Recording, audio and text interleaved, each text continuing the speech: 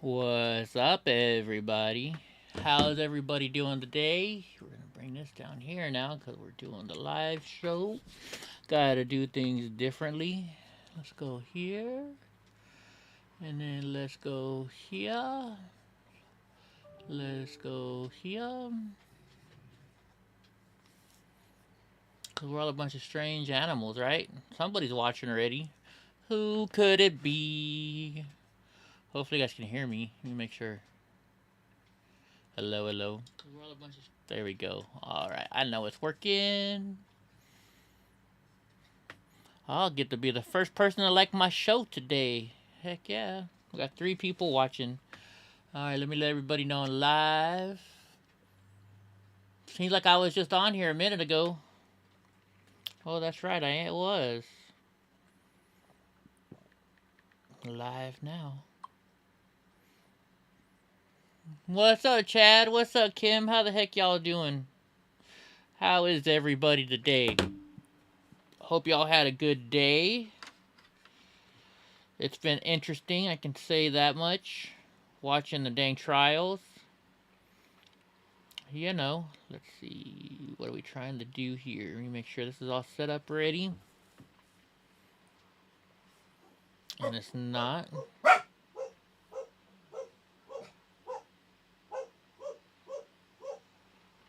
There we go. I got it on the one I wanted. I'm doing good. What's up, Jimbo? I'm doing good, Kim. What's up, Bree? How's it having the day off? You had a good day off or no? Who the heck is Panda barking at out there? Let's see who Panda Bear's barking at.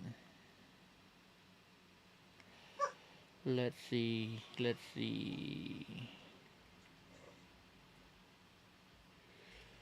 Anyways, she's done barking now. What's up again, Carol? Long time no see, right? Long time no see. So I gotta wait for Drunk Uncle to show you guys something, but if you guys know Mr. What's up, Rich? Mr. Nice Guy. He does a lot of musical stuff. He called me up today and he's like, "Man, Eddie, you really gotta have an intro for your show." So he made me one, but I'm not gonna play it because I promised Drunk Uncle I wouldn't play it till he got here. So here, you guys want to hear Strange Animal though? Because I do have it already set up because I was gonna show his video. So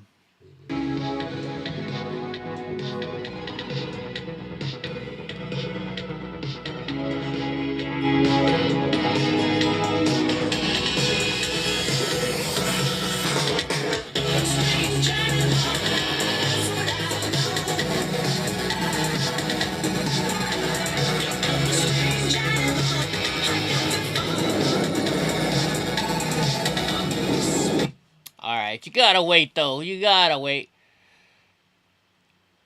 Your wife said you can't have a 2022 Kia Stinger. Why would you want a Kia? Okay, let's go look what this Kia Stinger thing is here. What the heck is a Kia Stinger? I've never said in my life that I want a Kia, so let's look what this thing is. Kia Stinger GT, you said? What is this thing? They got one in Selma. But what is it?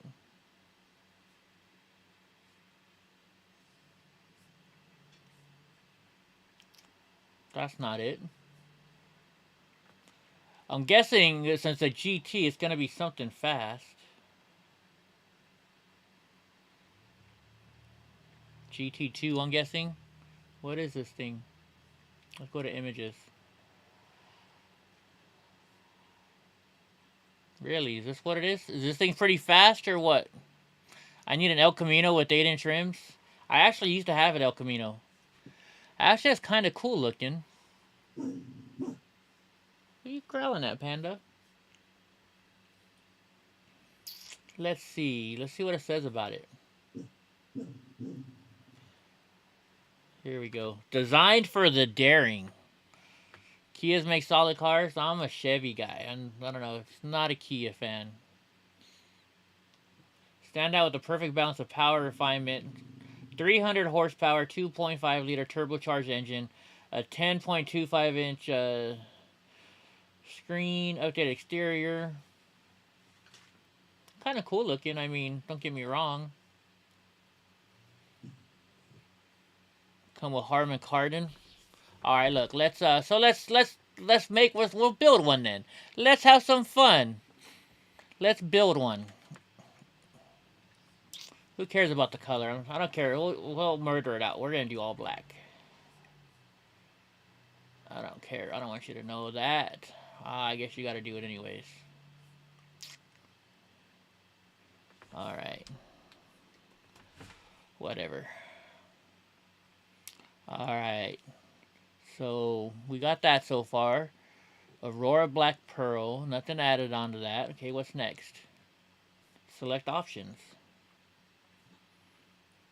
So of course you got to have the Harman Kardon stereo in there, right? Do you want a wide sunroof? Well, heck, might as well.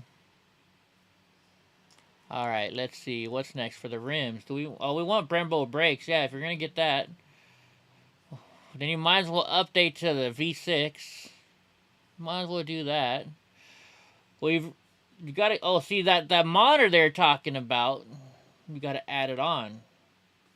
I want a heads-up display? Sure, why not? It's $70K.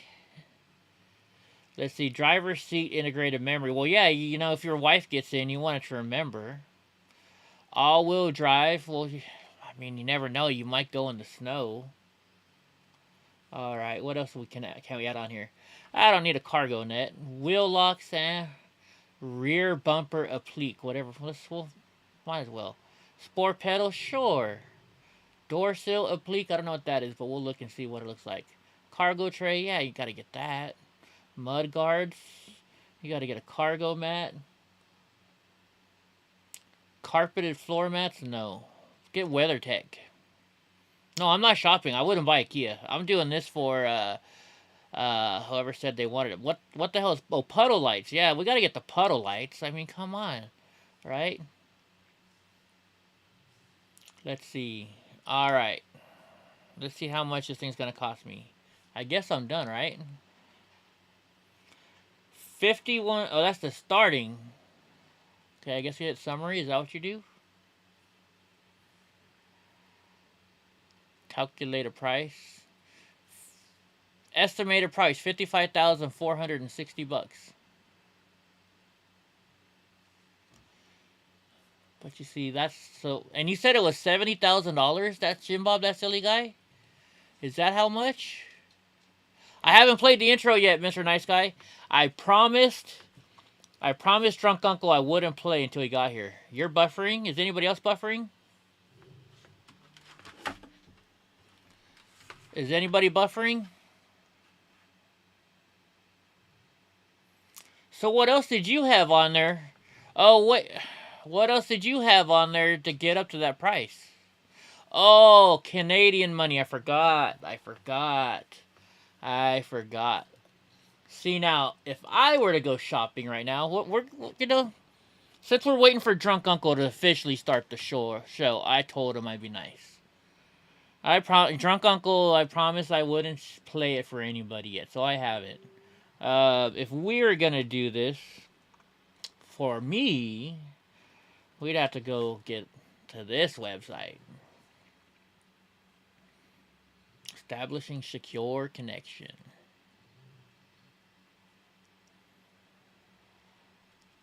Alright, so now we're looking for a vehicle for me. We could do 3 vehicles, I guess. Shopping tools. I want to build my own. I don't want anything I want to build and price. That's what we're going to do right here. Alright, so we're going to do 2021, because if I got the money, we're going to buy something brand new. Let's see. We're going to do a truck, because, first we'll do a truck. There's 3 vehicles Eddie wants. No Colorado. No. We're going to get the 2500. I don't need a 3500. Alright. Zodite. Okay, regular cab, long bed. Nope. We want the double. No, I want the crew. Let's see, what's the difference? The Double cab. So I'm used to extended cab. So double cab maybe is extended cab now, I guess. Is that what they call it? But no, I want the crew cab. I want the 4 doors. You definitely got to have 4 doors, right? Alright, and I just need a standard bed. Okay, so let's go to the trim. And that's not the color I'm going to pick. Let's see. Well, you got to have 4-wheel drive. Let's compare the trims. So I want the 6.6 Duramax. We got to get the Duramax. That's the one we want right there. Alright. How do I not... Why doesn't it let me check it? This is what I want. How do you click on it? Oh, no. I don't want the standard trim. Oh, this is just telling you what they are. Okay, well, I guess we got to go back. Okay. So, I don't want that. I want the Duramax trim. Let's see. What's the difference between the two? With integrated power takeoff. Oh, well, PTO. What's a P... Is that... That's not what I think it is it? I don't know. But we'll go for that, too. Why not? We can do custom. Ooh. I don't know what this custom means. Information. What is this? What is this? Include... Well, heck it. You know what? If it's more expensive, that means it's better, right? Alright. That's what I think. So there we go. So we're going to pick that one. Oh, wait. There's all... WT. What's the difference? The high country. We'll start with the high country. That must give you better stuff. Oh, yeah. Look at that bad boy. There we go. Now let's pick ourselves a color. You're on. All right, Mr. Nice Guy. But we're waiting on... I don't know. Should I go black? We got to do black, right? Mosaic black or just black? What's the difference? Can you even tell the difference? I can't tell the difference. Oh, mosaic black is metallic. Okay, a little bit darker. Who keeps sending me messages? Alright, we don't need the premium stuff. Jet black, perforated leather. Yeah, let's go with that. Let's go to the package. You guys want blue? Kim Tone, you want blue? I'm sorry, I'm going to go for a black guy. Oops, that didn't sound right, did it? The high country. Look at that beast of a truck. Alright. So let's see. We want the rear camera mirror. Sure. That's what it includes. Hold on. No. I want the full package. Yeah, I want this one. The High Country Deluxe. It comes with the safety alert seat, the IntelliBeam. I guess not turn high beam assist. The following distance indicator. I don't really need that. Safety alert. HD surround sound with 2 trailer view camera positions. I don't need the gooseneck fifth wheel package, but you know what? We'll take that one anyways. I mean, the more it costs, the better. What am I losing here? 4 collision. Oh, adds 4. Okay. Yeah, select it. Why not, folks? If we're gonna do it, let's go for the best. Okay, let's go to the next step. Let's see. What do the different wheels look like? Let's see. I'd rather have murdered out wheels. If I'm gonna have a black truck, I want black wheels. High gloss black aluminum wheels. There we go. Perfect. Select. Let's see what that looks like now. That's fine. I'll pay. If I'm already spending this much money, I might as well. Yeah, look at that. That looks good. There we go. The high idle switch. No, I don't need that. I don't need the hill descent. Nope, I don't need the cold cranking apps. Dual alternators. No. Skid plates. What is skid plates going to make it look like? Let's see. What does it add on to the truck? What is skid plates? Heavy duty front spring. Who cares about... No, I don't want a tonneau cover because I don't like those things. No, I don't need... Retractable power assist steps. I definitely need those. Heck yeah. Let's see. Smoked amber LED. Why not? Why not? We might as well max it all the way out. Front black bow tie. Of course you want to pay for the black bow tie.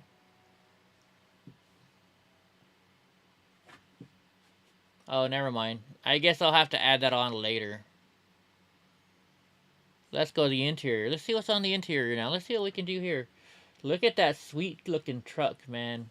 So we want front bucket seats, yeah. Console insert organizer tray. What does that look like? And no, we don't want that. Front floor liners. No, I'm going to get WeatherTech. Oh, these are made by leather. No, they're not. Upfitter switches. What are upfitter switches? What are these things? Upfitter switches. What do they do? Program electrical components as exterior lighting. Snow removal equipment. I don't need that. Allows driver to operate uplifter. Nah, I don't need none of that. Rear underseat storage. Nah. Auxiliary trailer camera. That would be good. Because I do tow a lot. Nice, nice, nice. Trailer tire pressure and sensors. No. The faux wood trim is kind of weird. Yeah, I guess so, huh? But look how this looks. Oh, man. All right. Let's see how much it's going to cost. It's way out of my price range, I bet. Actually, that's not bad. It's only $77,000. I thought it would be a lot more than that. Thought it would have been a lot more than that. You know. All right. Now let's go. Let's go back. We'll start out my second Chevy vehicle that I would get. Since we're waiting for Drunk Uncle. Has Drunk Uncle showed up yet? I still haven't seen him in the chat. No, he's not here yet. All right. Shopping tools. Let's build our own. Build and price. All right, you guys ready for this one? Now this is going to be the fun one. This one's going to be more expensive, I would guess. You could hide your weed in the underseat storage. So I want to do a performance car this time. Before I go, who thinks which one am I going to go for? Well, I know, it's the same price as my house. You know what? Frick it, I'll just buy a big-ass truck and I'll live out of my truck. Which one am I going to go for, guys? Let's see. Let's see which one you guys think. The Camaro? I don't know. I don't know. You guys are thinking the Camaro? See, my friend already has a Camaro. And actually, I was going to get it because he wouldn't let me drive his Camaro. But no, I would go for it. If I'm going to buy it and I got the money, this is what I'm buying right here. But I don't have the money. So, you know what we're just doing? We're just, you know what we're doing? We're window shopping. We're window shopping and stuff that we can't afford, right? Heck no, I'm not going to get a four-seater. If I'm going to get a sports car, it's going to be this right here. And no, I don't buy convertibles. I don't like convertibles. I don't know why.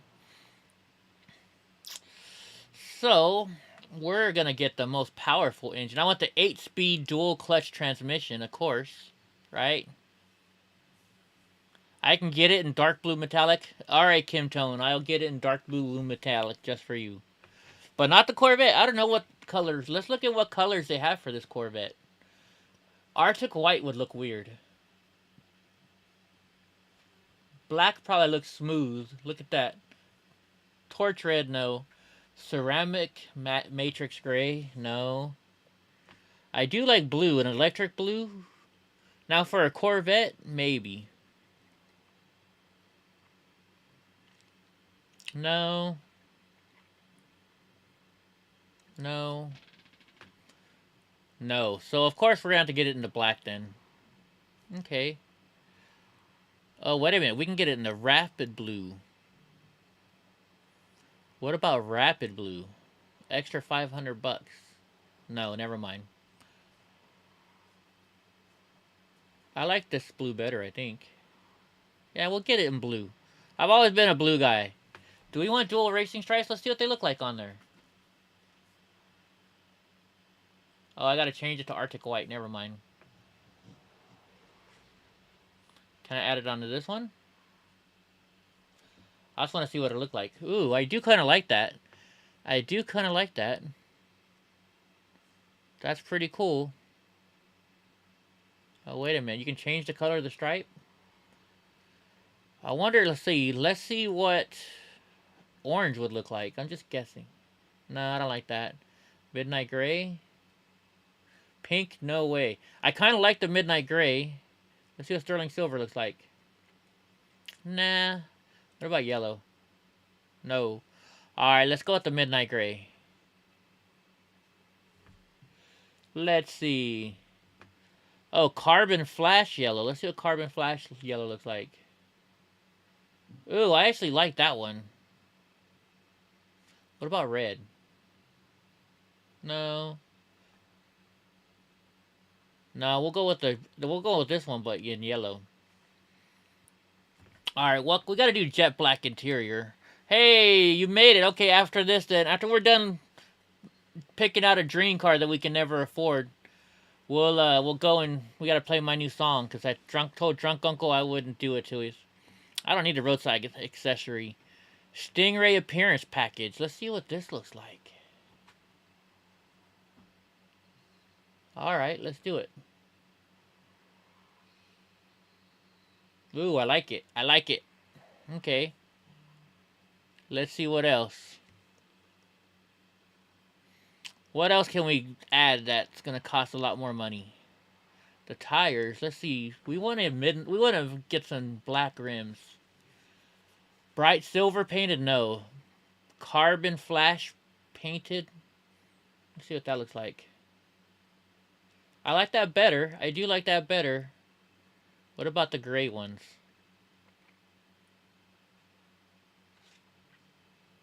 What's up, Bree? Ooh, I actually like those. Okay, we'll go with those. Electronic limited. We'll get this. If we got the money, we might as well. We might as well go for it all, right? Battery protection, who cares? Magnetic selective ride control. We gotta add that. It's expensive. What the heck? I gotta remove all that stuff? Cancel. Let's go. I don't want a front lift with memory. Z51 performance inspection. Oh, let's go to this one then. There we go. Oh yeah, looking better. It's looking better. Alright, bright red painted calipers. Yellow. We already got yellow, so we gotta do yellow painted calipers. There we go. Alright. Exterior options. We can't mess with the rims already. Can I add this stuff? No, we weren't gonna mess with that stuff. Wheel locks, no. Fender hash marks and carbon fiber. What does that do to it? Oh, it adds these things up there. Okay, we'll go with that. We got the money. We might as well. Body color dual roof package? No. No. Wait, transparent roof panel? What does that do? I kind of like that. You can see out. Okay. What is the difference between visible and transparent? No, I want the Huh? Yeah, we'll do that one. Rocker panel extensions. You gotta make it look nice on the bottom down there. Ooh, even better. Rear facial protector. No. I'm gonna bust it up anyways. I don't like chrome. I'm not a chrome person. Body color accents. What does that do? Alright, we can do that. Visible carbon fiber insert. It's gonna be on the front. I don't know, whatever it is, but it costs. Outside mirror covers. No. What else? Corvette script. Who cares about that stuff? Premium indoor car cover. No, we don't need that. Museum delivery. What? Oh, VIN ending custom VIN ending. Nope. You love the Ford once? Not me. Let's get the competition sport bucket seats. How much do you guys think this is going to cost in the end? We're already up to 91 grand. We'll get the tension blue seat covers, right? The seat things. All right. Let's see. Yellow custom carbon fiber interior trim. Let's see what that looks like. It didn't. I don't need it. Did nothing for me. Personalized interior plaque. Heck yeah, that's gonna say EddieBlockFilms house on it. Let's see. Color combination override, whatever. Safety options, nope. Accessories. 91,000. That's actually pretty cheap. That's not bad. Okay. All right. Who's all in here? Let's get started. Everybody ready? All right. Do a Viper next. You can't get a Viper anymore. All right. So you guys ready to hear my new song, Mr. Nice Guy? You in here? There he is. Mr. Nice Guy is in here. You guys ready to hear my new song? We're gonna put. I gotta figure out how to put it in the show tomorrow. Everybody ready? Pine Tree air freshener. All right, guys. So here is Eddie's new main song. Let's see. Wait. Hold on. Let me. Uh-oh. What happened? Open with. Uh-oh. What did I do to it? Oh, I know why, because it's in here. So I won't get to hear it because of the way I did this, guys. You're going to hear this, but not me, which sucks.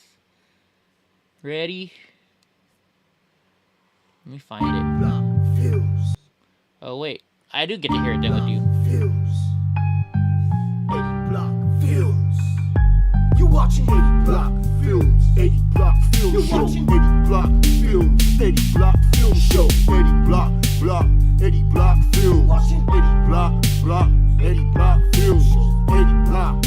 Tell me if you guys can hear it. Film show. EddieBlockFilms show. We are here, yeah. We watching Eddie, getting facts ready, keeping all the cameras steady, audio ready. So unlock, yep, and unload. Patriots prepare for the Eddie Block Show.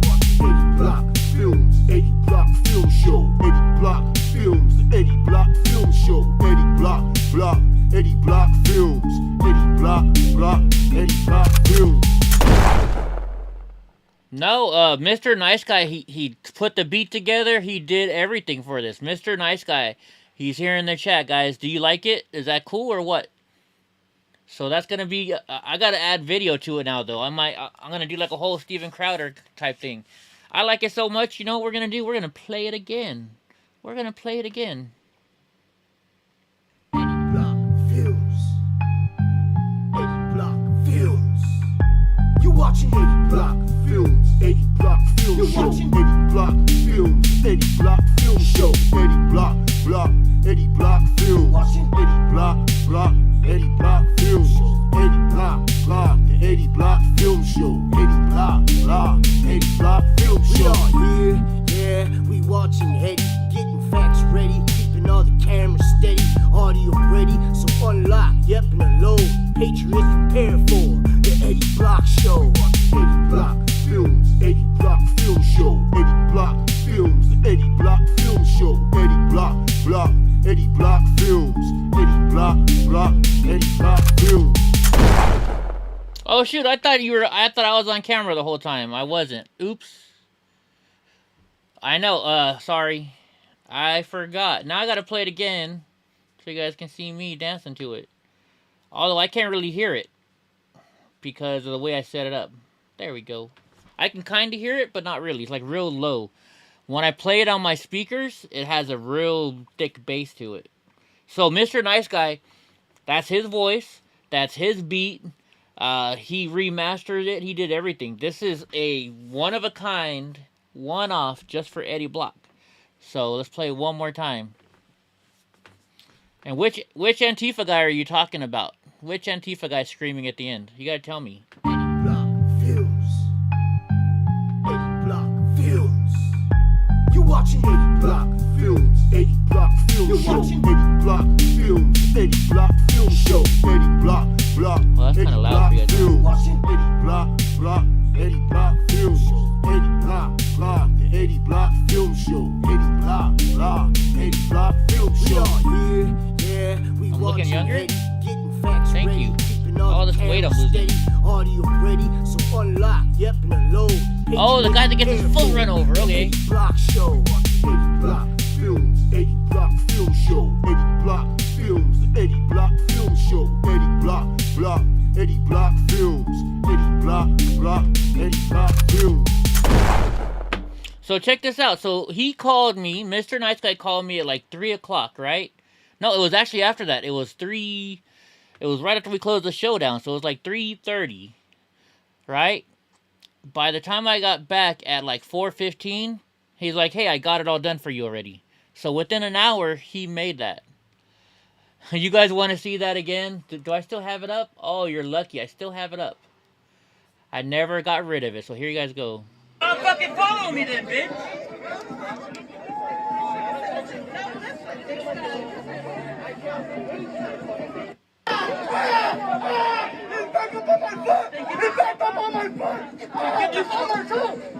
Get the fuck off me, you motherfucker. Hey, it was on my fucking toe. Stop fucking following me then, bitch.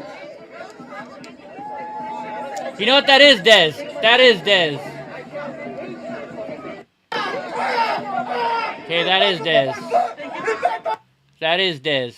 It's not showing? Oh, shit. Sorry. I forgot. I'm so excited about my new song. Sorry, guys. Hold on.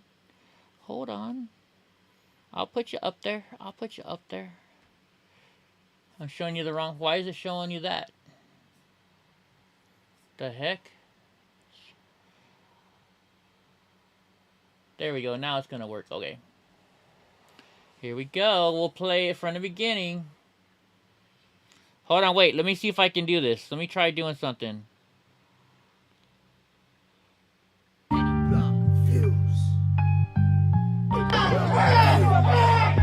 You watching Eddie Block Films, Eddie Block Film Show, Eddie Block Films, Eddie Block Film Show, Eddie Block, Block, Eddie Block Films, Eddie Block, Block, Eddie Block Films, Eddie Block, Block, Eddie Block Film Show, Eddie Block, Block, Eddie Block Film Show.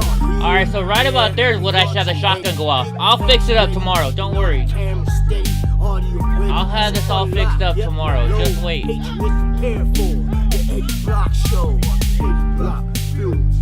Although I don't know if I'm allowed to use this video because that's Dave Tal's video. But I don't see why I can't.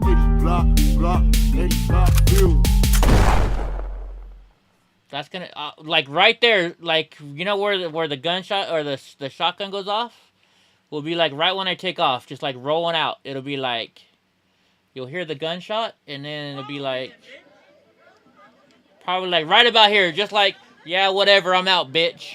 That's what it's gonna be right there. That'll be the ending of the song. So what do you guys think? What do you guys think? If you have a portable amp, you can play it when you drive around. No, actually, I can... There's got to be a way I can put it in my phone and play it. Alright? Alright. So, on the tail end, we'll see. We'll see. I'll figure it out. So, I'm going to show this to you guys. They said to share this, so I think it's okay to share... Shit. So, this is on the Blaze. I actually pay for Crowder Mug Club, okay? So I think I should be okay to play it. No, that's not what I want. Why is it messing stuff up though? It's on the wrong thing.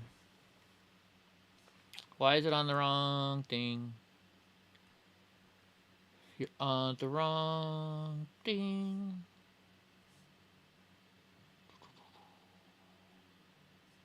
I don't know why it's showing up there. Let's do this. Let's do this. And let's go back to here. There you go. Alright, so I'm going to show this Crowder. He said to share this, right? So I don't think it's going to be a problem to share it. Hopefully I don't get in trouble for doing this, but I think I'm okay. So I don't know if you guys heard. Did anybody hear about what happened to Crowder today? He got kicked off of YouTube. He got a strike for for their election integrity purposes, right? So, you think I should have reversed and burned out on his foot? Right on. Yeah, go check out Mr. Nice Guy's channel. Do you know what, Mr. Nice Guy? Here's what I haven't done. I can't believe I haven't done this yet for you. Hold on. Now you can put links up. You know, everybody that's in here, I like all of you guys right now, so you guys should all be able to put links. I don't have a problem with you guys being moderators. Let's see, Chad, you normally help out too, so there you go. Now you guys can post links. But so Crowder got YouTube taken away from him. Well, he got suspended, but they said he said, well, just watch it. We're gonna watch this. You guys ready for this? Everybody ready? All right. You know that I play the song.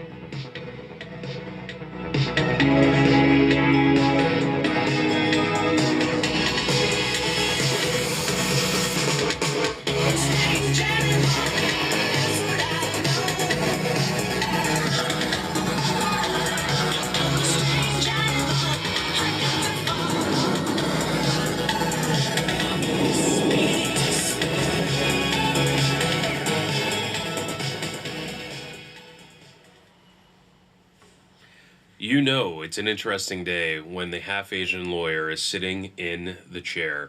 Bill Richmond here, joined by Dave Landau, as we talk a little bit about what I'm sure a lot of you have already heard and seen about, which is a redux, a sequel, the son of big tech coming and putting that target on Steven's back, on the back of the show, on the back of everyone who's a fan of comedy, who's a fan of truth, who's a fan of taking truth to power.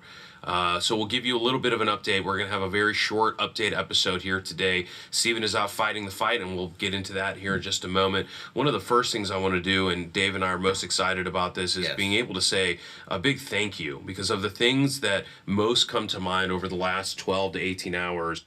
So this is funny. Hold on. Get this. So I just went to go on to my my Facebook to go check something because it said I had messages. You can't post or comment for 3 days. This is because you previously posted something that didn't follow our community standards. Look. September 16th, 2020. Something on Parler. So I can't... This is from September. I am in trouble for something from September. I am going to disagree with that decision. Let's see. I should say something else. Continue. This is how are you going to mess with me for 3 days right now for something I posted all the way back in 2020, a long time ago? Look, I'm restricted.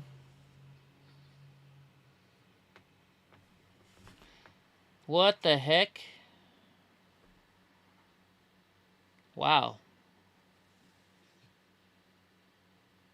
From September 2020. That was when September. That's when I was in Las Vegas. Oh my gosh. Wow. That's crazy. What the heck? How are they just now why am I getting in trouble now for something I did way back in September? Shouldn't be there like a, oh my gosh. Anyways. I just think that's funny. Funny, and right now when it's happening too. As we have seen YouTube and Twitter coordinate their attacks on Louder with Crowder and Steven and the show, is being thankful for the Mug Club. Thankful for every person who decided that they were going to support this show, this institution, what it stands for, and the message that we are getting out there every single day. This is a special message for you. This is a special way for us to give you an update and let you know what's going on as we work to be able to continue fighting and continue moving on. So as a quick update, so everyone knows, and for those who may not know, some of y'all might be furiously typing to figure out what you missed because you've been passed out since apparently 3 p.m. Central yesterday. And I'd like to say real quick, thank you guys for embracing me. It's awesome to be here, and it's not my fault. Most of you think it is. It's not. It's not. No. You'll notice that only one normal co-host is not here, and that's because Gerald's out back being beaten with a stick, and my mother's out there with bamboo chips, pushing them under his nails right now. It's about time, really. I mean, if there was one thing we agreed with, with Big Tech on, it was that Gerald needed punishment. Yeah. And I also like to call him Jared, and I think that's important that we all do that as often as possible. I just call him Gmo, and he hates everything about it. And then I drink his wine in front of him. Yeah. But that's a break into his store. Just take it all. So here's where we're at right now as things stand. For those who aren't aware of what's happened, the channel has been demonetized. We're completely taken off for an entire week due to an undetailed, unspecified violation of the presidential election integrity policy at YouTube. Specifically, they've given no specifics. So there's not a time. As usual, There's not a phrase. There's not any kind of detail other than we think you violated the policy in the second Nevada video, which if you're a Mug Clubber, you can still go and watch that video, the Nevada Mystery Deepens video from earlier in March. It was over a month ago, Dave, that this video came out. It was, and I'm the one that did the Detroit one. And we went to the actual addresses. Everything that I put in my GPS brought us where we went, and where he went as well. What we found was real. That was completely authentic to the addresses that we were given. So everything that we've looked up then, apparently something has happened. Someone out there has gotten together, the folks at Twitter, the folks at YouTube, all working from home in Mountain View or Palo Alto or wherever it is that they may be as they hang out together, have decided that they're going to coordinate. Because as you'll remember, for those who are following us on Twitter, you'll know that Steven is under a Twitter ban right now. The fourth ban in 6 weeks, where an email has come to Steven and says, you have been banned for violations, specifically, : blank. Nothing. We've talked about this. It's serious. Incredible.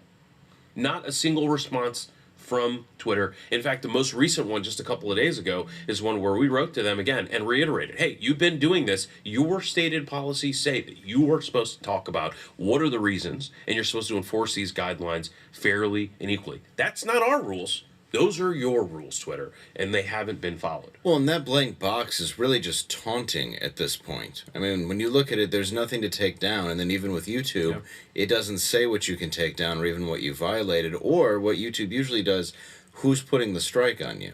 I mean, it's like putting Biden in a Vidal Sassoon commercial. He just wants to smell it all. He does. It's crazy. It's a tease, but they know that there's nothing there. And they know that at this moment, under this administration, under this Congress, that the executive and legislative branches have been neutered in their ability to make sure that these companies just act fairly. Again, you can set the rules, Big Tech, but you've got to follow them within reason and within the bounds of the Constitution, within the bounds of our law. And here they feel free to be able to do that, and we're seeing that currently today. So what does that also mean for CrowderBits? Well, CrowderBits, fortunately, is only demonetized. I don't know if we would ever have said something so ridiculous like just demonetized. But we are able to upload videos, and this is one of those moments where we have to be extremely, extremely thankful for the Mug Clubbers who are out there sharing these videos, who are out there watching their favorites, sending them by email, sharing them to other folks, putting them... See, so that's why I'm sharing it. They're telling you, share it, share it, share it. So,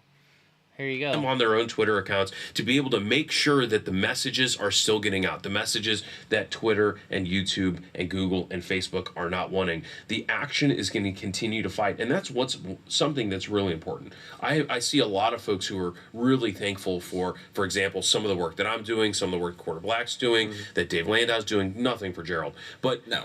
All the work that's being doing, but it's Steven's spirit and willingness to put himself out there to be on the front lines that is what allowing this to happen, to be able to create the space that even allowed these creators who have been following in the wake of this kind of stuff to be able to What's have up, Johnny comedy, Yuma? to be able to talk truth to a Biden administration, to a Pelosi, and frankly to Republicans, some conservatives out there who have not taken the opportunities that they should have over the last 4 years to really do something about big Here's tech. Johnny. And it's shocking. He's the only person who's doing conservative based satire ever.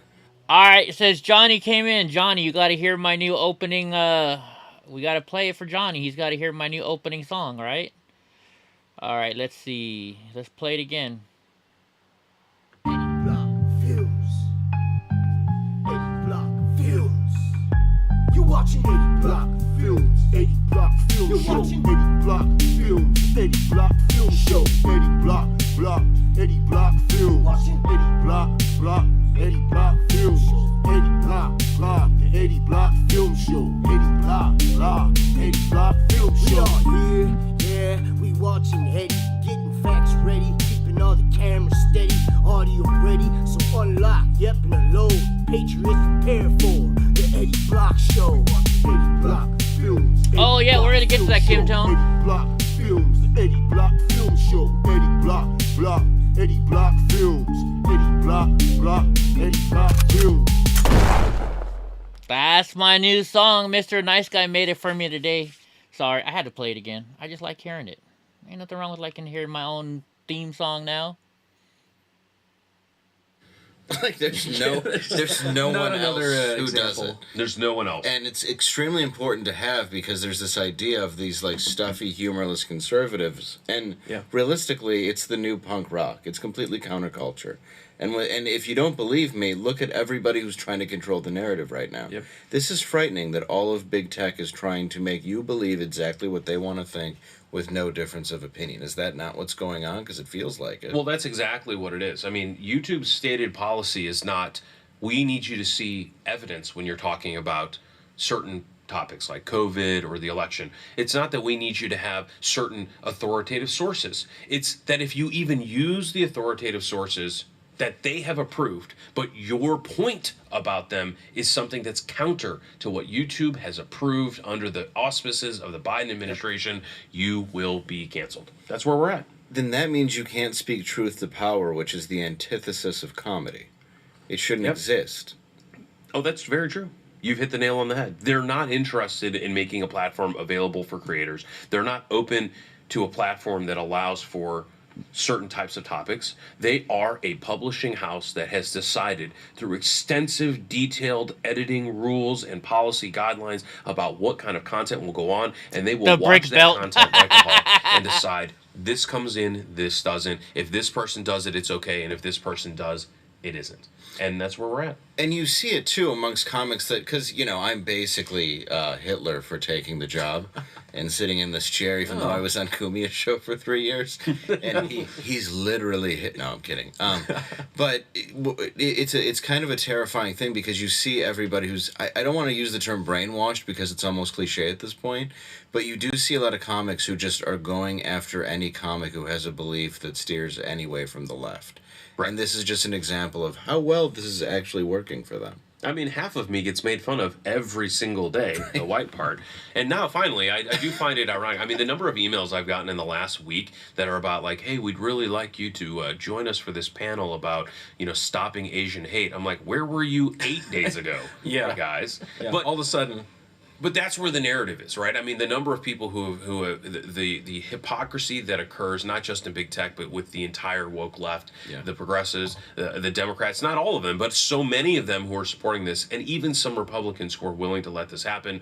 An unnamed congressman that we were speaking with last night was talking about this, about the fight within Congress to even get conservatives to take action because there's so much on the line. And the fracturing of that is what's allowed big tech to feel emboldened to do something. So as a wrap up on our update for where we are right now, Crowder Bits has been demonetized. The main channel has been demonetized. The main channel is on a ban at least through Monday, and we won't be surprised if, like Twitter, some new fresh wave of hell comes after that. But we'll be ready to keep fighting, and we couldn't be doing it without every single one of you, every single mug clubber who has decided to support this channel to support Steven. If you have anyone who's on the fence, who's interested in making sure that we can continue to do this work, we urge you to share the videos, whether it's public, whether it's a Mug Club video. Let them see what's been going on, the kind of comedy, the kind of poignant commentary that we're putting out there, and even Dave, especially Dave. Yes.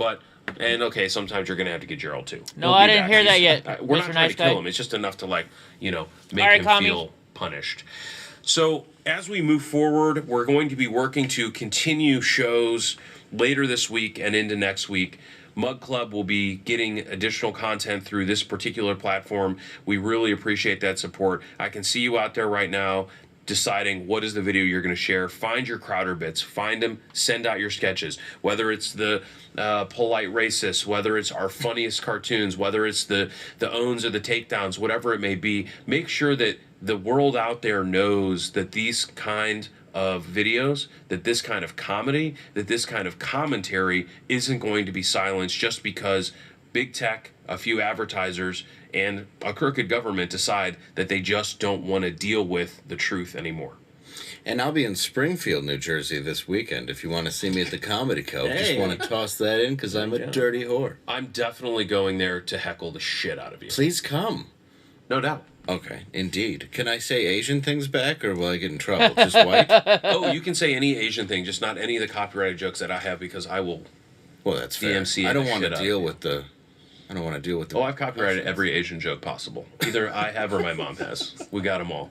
So we'll be making sure to get you more updated as we go along. Please make sure to follow one of our only unrestricted channels at this very moment, which is Instagram.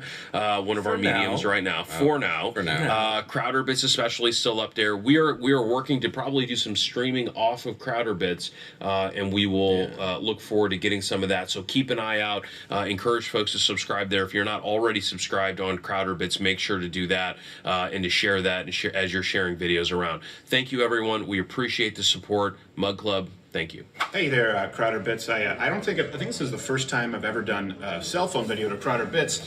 And for those of you who don't know, that's because I've been suspended from YouTube, I guess banned temporarily. Just logged into my email yesterday to find out that we had a strike that wasn't a real strike before for our COVID anniversary video, 15 days to flatten the curve. All the sources are available at loudwithcrowder.com, including the CDC and WHO, which apparently is fake news, can't be used now. And yesterday, YouTube considered it a community guideline strike and took down our episode where we specifically visited a and I want to be clear about this here. We've never alleged that the election was won by Donald Trump because we can't. We've never alleged that there was widespread voter fraud that changed the outcome of the election because we can't. You're also not even allowed to express an opinion to that extent. But what was removed was a Nevada episode where we actually sent employees to locations where we looked at voter rolls, cross-referenced them with deliverable addresses, and took video with a copy of that day's paper at those addresses to say that there is at least some brokenness in the capacity as it relates to those addresses. That is now considered a violation of YouTube's guidelines. So I want to be really clear about something here. Well, first off, we'll be streaming here exclusively at Crowder Bits tomorrow and Friday, and I think we'll be able to stream and post again to the main channel next week. Half Asian Kraken is reaching out. Look, YouTube is past the point now here of saying, well, you can say one thing, well, you can't say that. That's controversial. Well, maybe that's hate. None of these violations are considered hate speech. YouTube is making it clear in no uncertain terms that conservative opinions, dissenting opinions, as it relates to COVID or the election, are not welcome on their platform. Investigative journalism is not welcome on their platform, which, by the way, is the single biggest media platform that has ever existed. It is the town square. I tweet about it, but I'm suspended from there too with no cause. So let's be clear about what this means for you. All right, COVID. Have I ever been an anti-masker? No. As a matter of fact, we were selling masks partnered with Jocko in Origin, Maine early on when the CDC was saying that you shouldn't wear masks. We've questioned the efficacy of states that have lockdowns and double mask mandates. Have we ever been anti-vax? No. No, we have not. We've said that we need to protect the most vulnerable, the elderly among us. We even held a protest. in Michigan to say that we oppose Whitmer's senior living. I know Joe Lewis. You see, look, he sees me getting all. Look, I got Joe Lewis here, and look who's filming. Look who's filming. Say hi. What? Oh, am I upside down? I don't know. He has famous guy head right now, but he's also much closer to the camera. It's like, what it's like when TJF did 3D. Whoa! I hope I don't get a Nerf gun. No, didn't say any of those things. When it comes to election, did I say this was stolen? No. Did I say that Donald Trump won the election? No.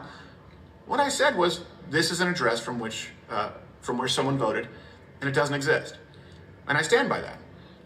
That's a violation of the public square right now. This is now clear that conservatives, everyone out there who has an opinion that may be detrimental to this administration, and of course the people in big tech who support them, will no longer be elected. It's very different from what happened before with the Vox Adpocalypse.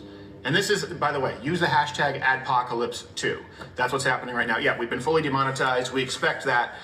The suspension doesn't make a lot of sense, and we haven't really heard back from anyone at YouTube. So we'll be streaming here in Crowder Bits tomorrow and Thursday, and I believe Monday.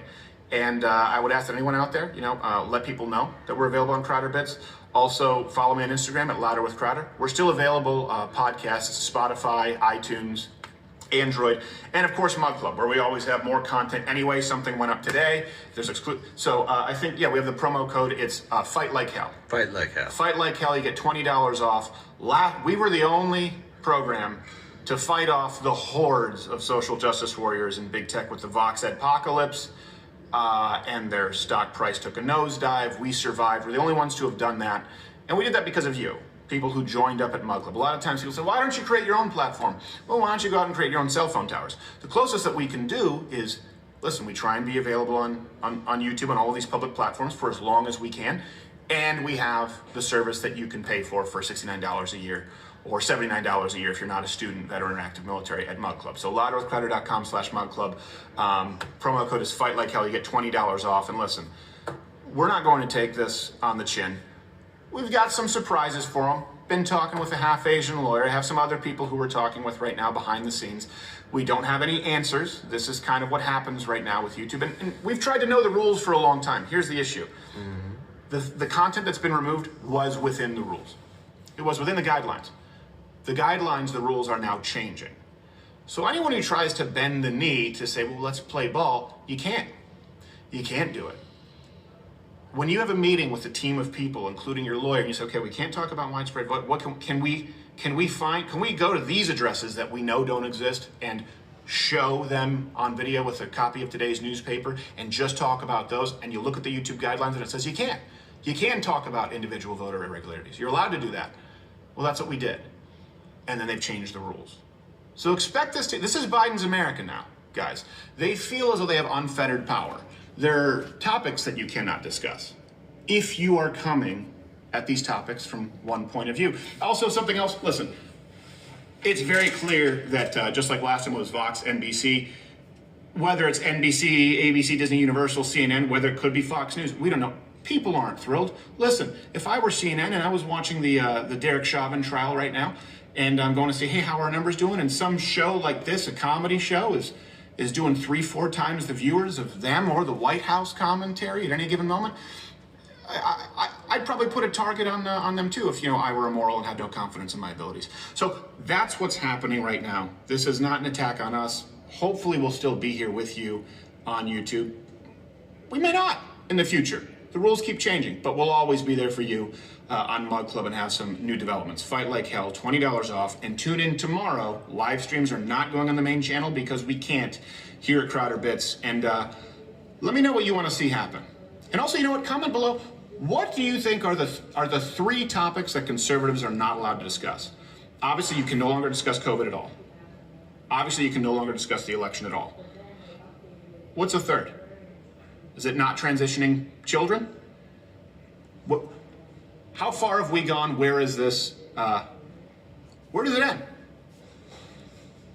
I don't know. That's a cliffhanger.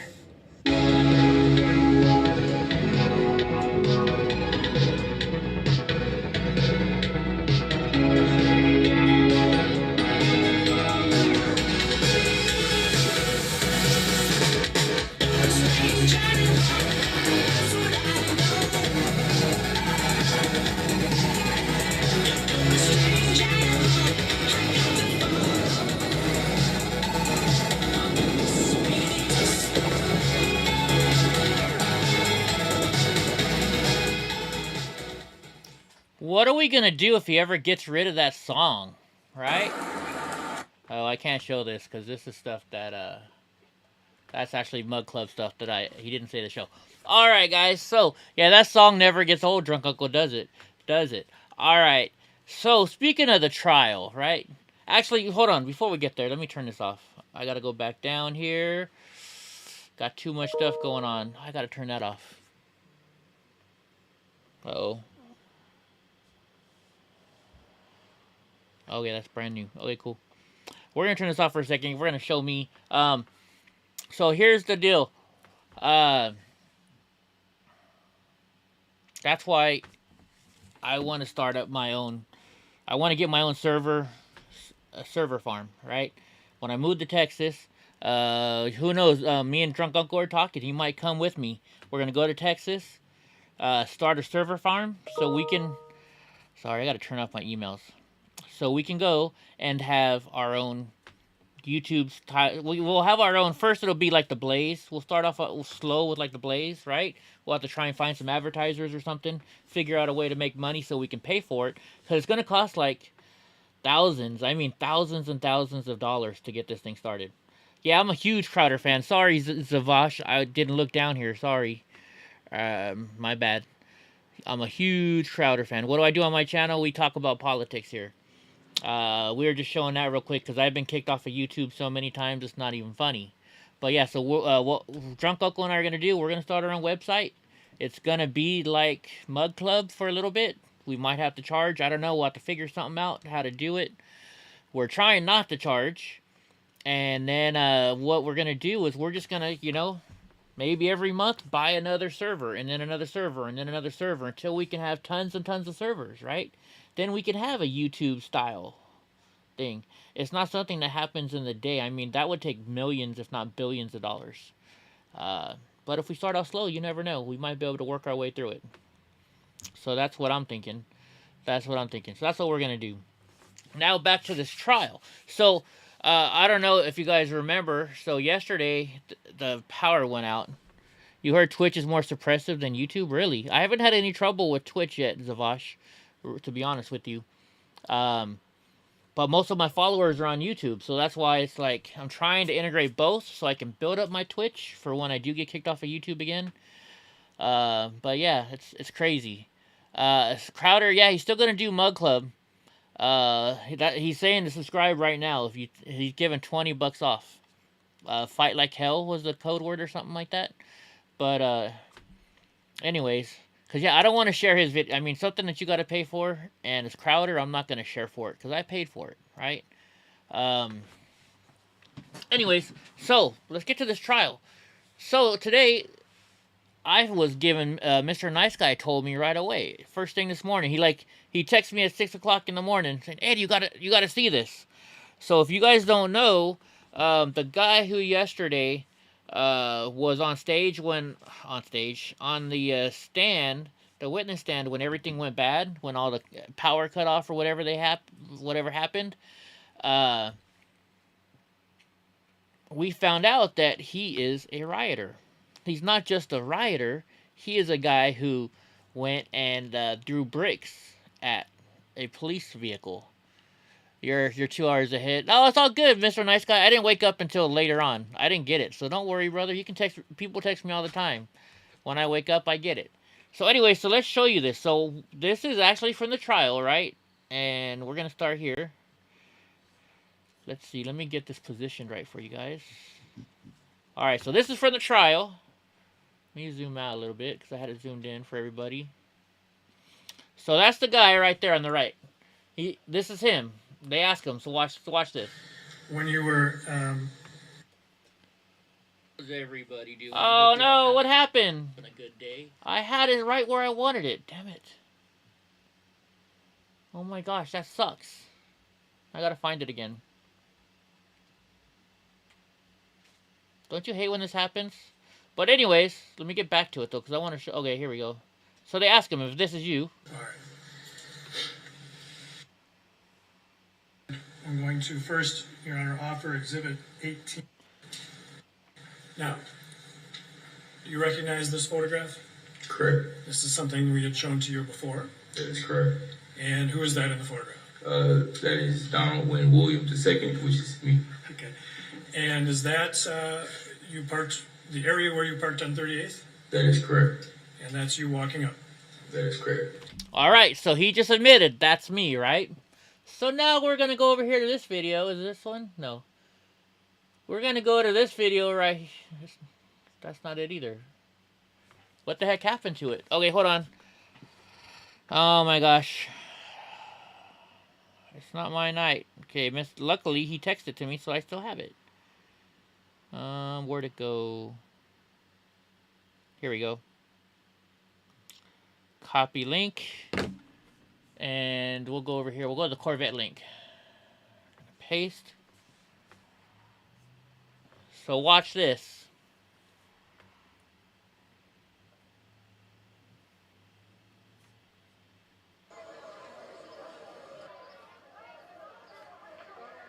Just wait for it. Hold on. Just wait for this. I want to stop right at the right spot. So, watch this now. Now, look right here. We're going to zoom in. Look at the sweater.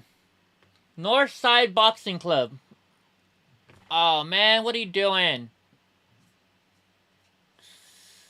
The Matrix is messing with me tonight. Hold on. The Matrix is definitely messing with me tonight.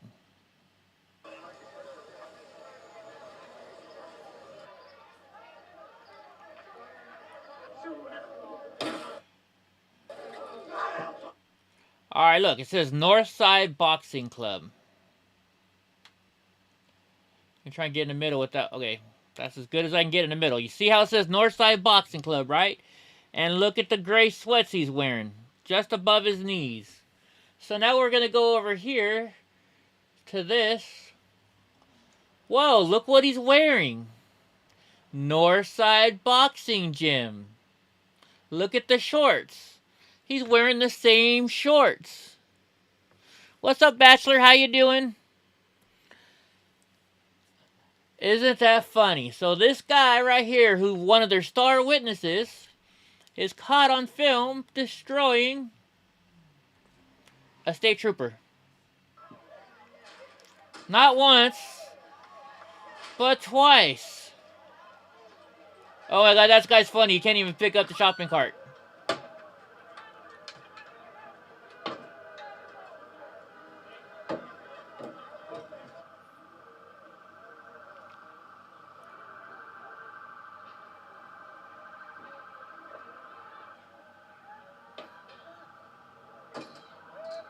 I don't know if they show him again or not. I didn't see this whole video. I just kind of stopped it right there. But let's watch the whole video. And it's got awful audio, whoever made it. My audio's turned all the way up.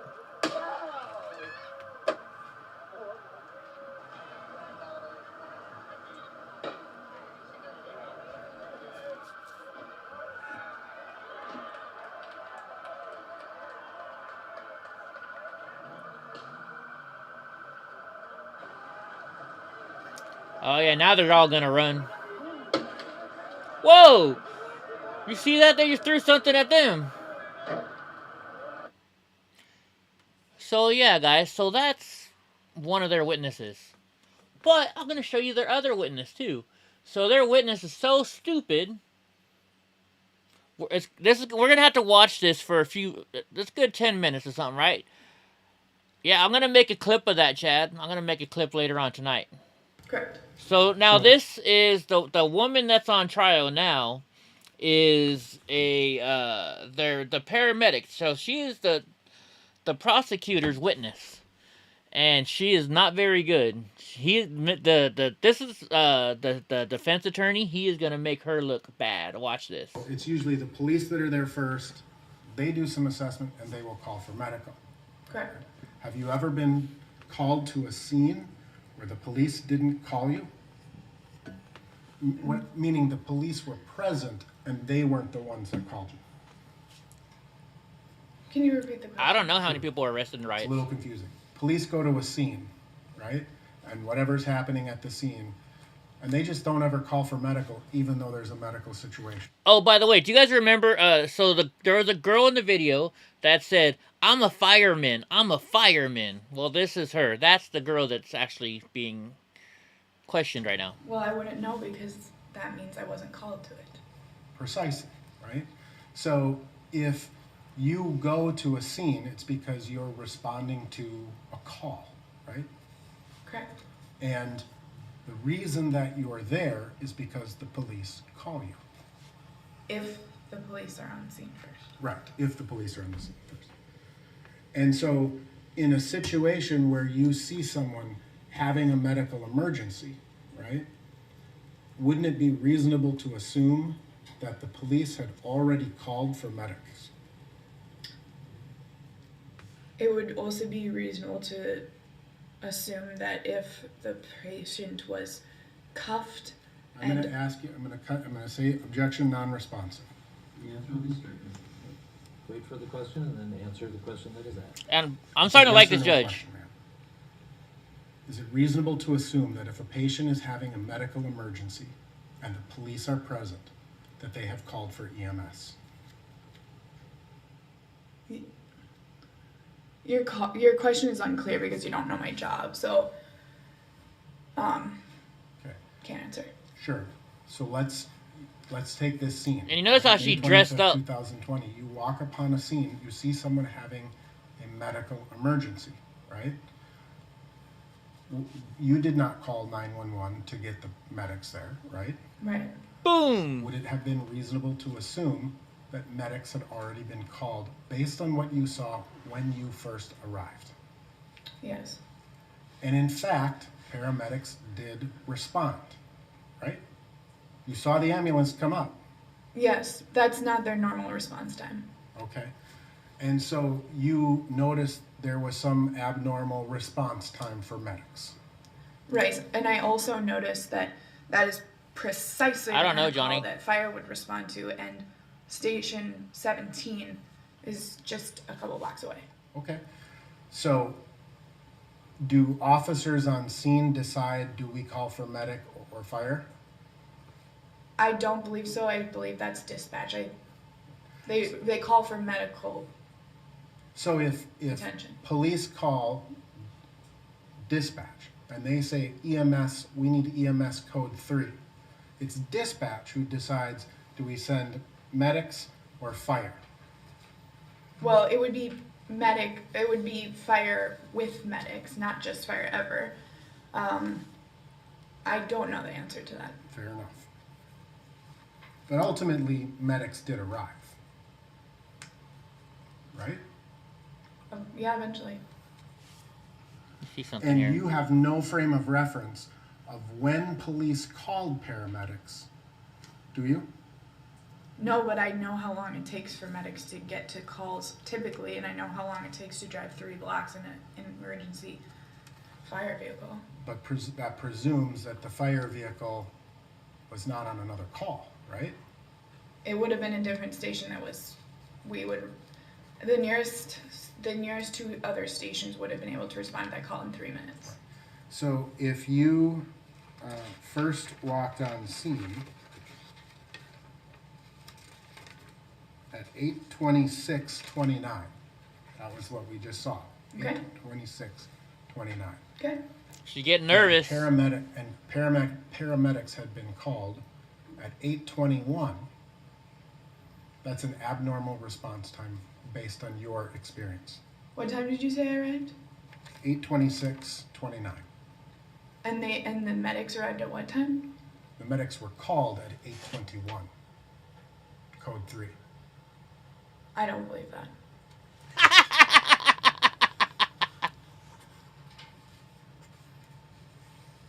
But again, you'd have no frame of reference, right?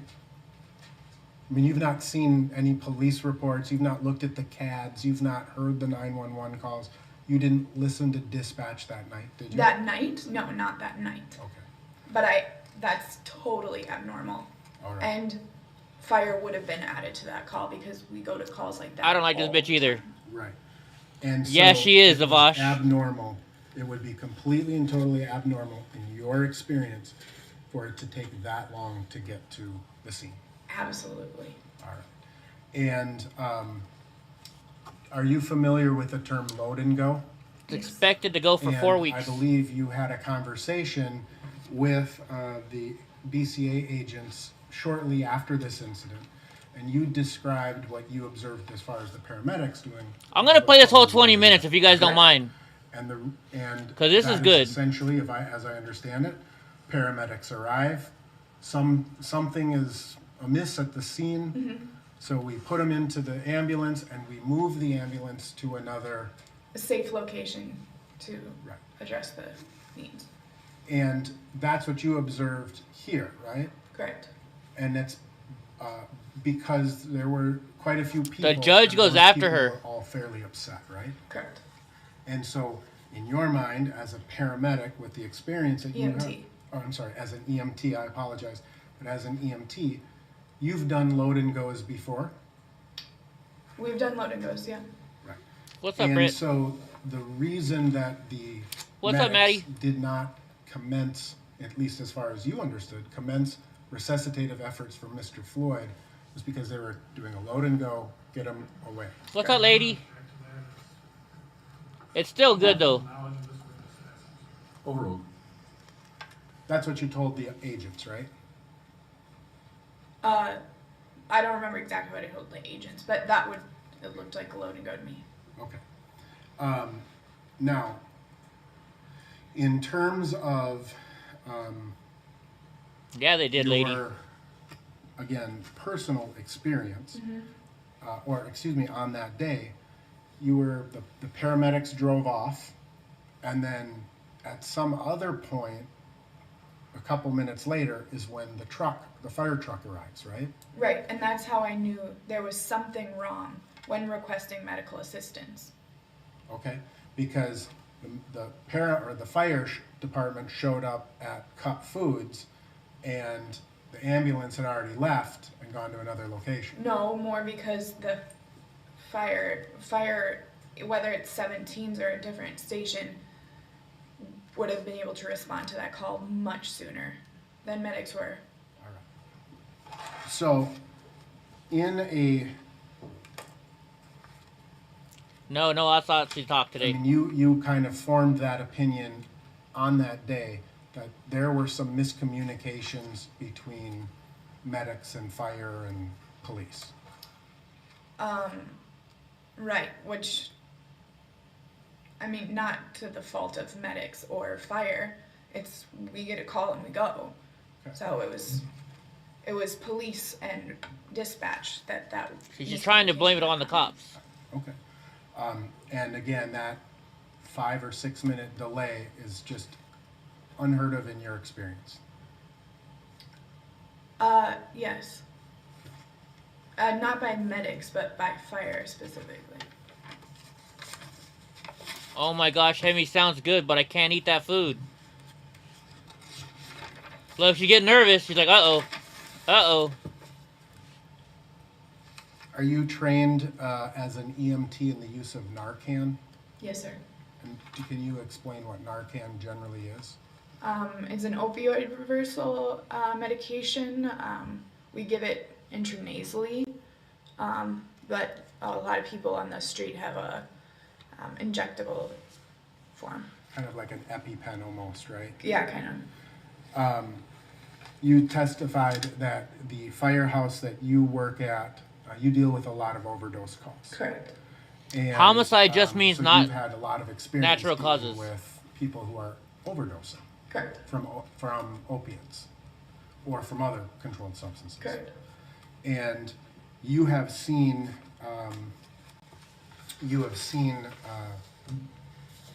or dealt with many people who Mr. Nice come Guy. out of an opiate overdose because of Narcan. Correct. If I didn't have Narcan though, we still give. If we'll monitor a pulse and give compressions as necessary. I've never not had Narcan, but I would be able to give medical attention to somebody that had overdosed on an opioid and lost their pulse. Okay, so let me ask you, is it fire department policy when you are going to a call of an overdose that police are also dispatched to that call? I believe so, yeah. And that is because when people are revived from that, they often become combative, right? Yeah, that's what I want to play, lady. Not often. I'm sorry. Not often. But it happens. I've seen it happen.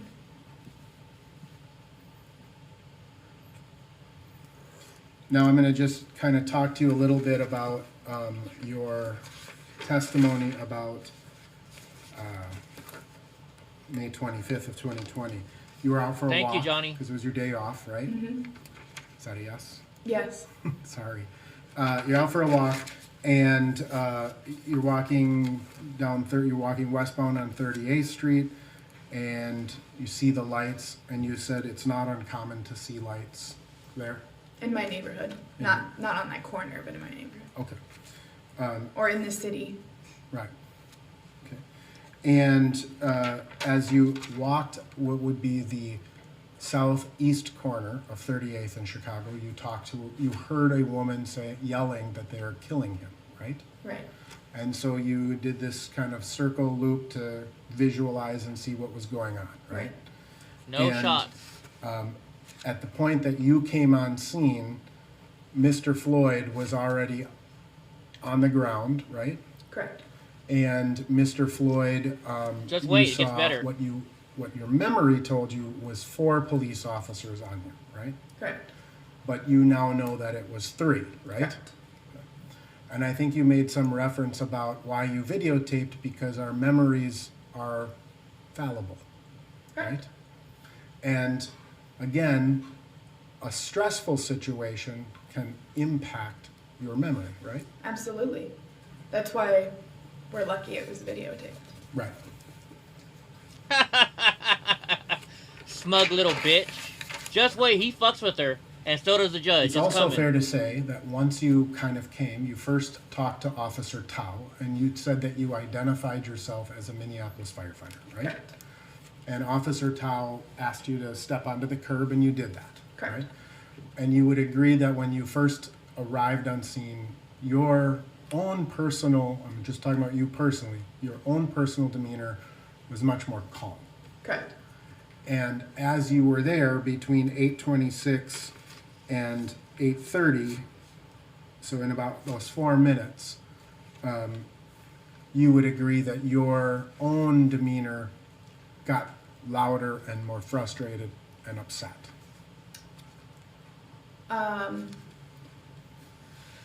You're right, Lady I'm not sure Israel. is the word I would use. Angry? Israeli? More desperate. And you called the officers a bitch, right? Mm-hmm. Yeah. I got quite angry after Mr. Floyd was loaded into the ambulance, and there was no point in trying to reason with them anymore because they had just killed somebody. So in terms of the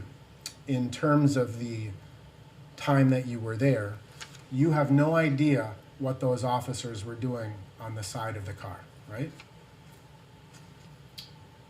Say it, the officers that I couldn't see from my vantage point, is that what you're asking? Right. You Right, don't know what they were doing. I couldn't see the 2 junior officers, except for maybe like their shoulders up. And so it's fair to say you don't know what they were doing. Correct. You don't know what they were talking about. The 2 of them, no. And there was, again, you described a fairly large crowd, 10, 12 people that were all in that general area. Mm-hmm. And several people were yelling, right? Right. And some people were yelling louder than others, right? Right. And a lot of people were saying things like, get off of him, right? Right. And a lot of people, you yourself, were saying, I want to know what his pulse is. Yeah. Right? And some people were swearing. Absolutely. And would you describe other people's demeanors as upset or angry? I don't know if you've seen anybody be killed, but it's upsetting. Okay.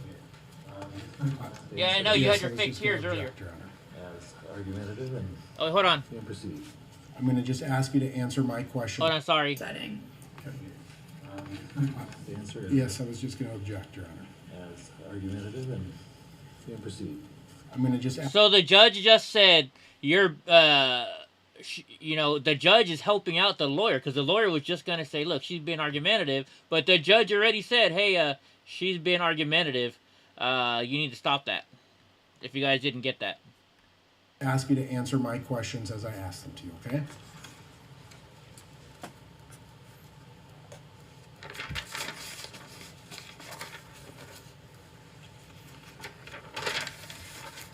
You also talked about how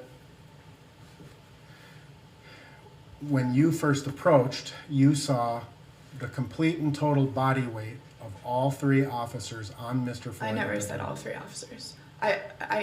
Their body weight was on him.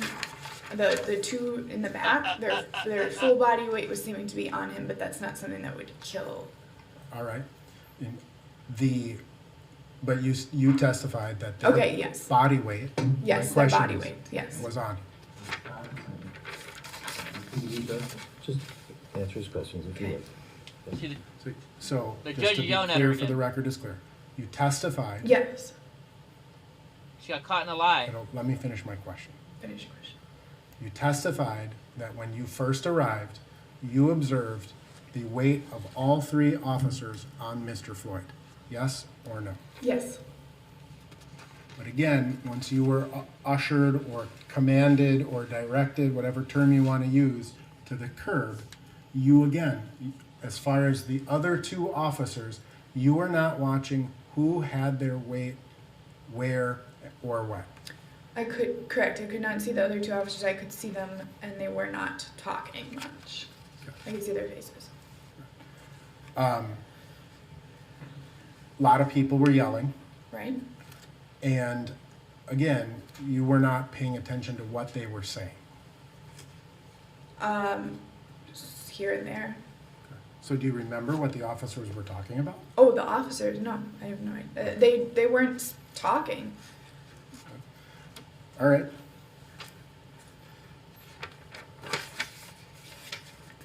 You also testified that as you were observing Mr. Chauvin on George Floyd, that you formed the opinion that Mr. Chauvin's hand was in his pocket. Correct. And you described him as comfortable. Correct.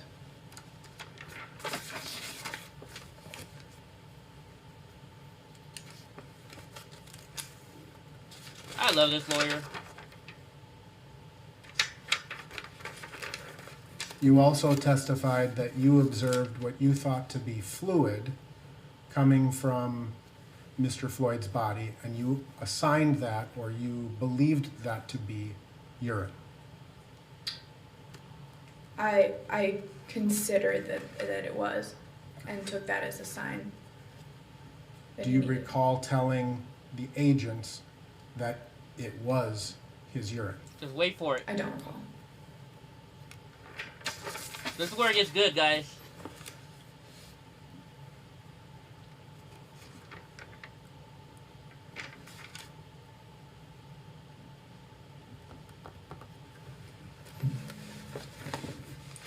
She's getting nervous. And you said that, you testified that your focus became really sort of zoomed in on trying to get the attention of the officers, right? Not the attention so much as trying to reason with them and gain access to get medical attention. And you testified that you believe that the other voices, the voices of other people, interfered with you getting their attention. I was worried about it, but I know that Tao could hear me talking because he was responding to me directly. Now, in terms of your the statement that you gave, you were interviewed by Agents Matthew Lund, and Agent James Ryerson. Do you recall those names? Do you dispute me if I'm telling you? Okay. And would you dispute me if I told you that that interview took place on May 28th of 2020? No. And before coming into court, did you have an opportunity to review your statement at all? I had the opportunity to, but I didn't. Okay. Watch you this. never read the transcript of your statement or I anything? chose not to. I just want to ask you a few questions. You said that Officer Tao at some point said if you're really a firefighter, you should know better. Correct. Have you been to other scenes where people are trying to interfere with police officers doing their jobs? No, not really. Not that I can recall.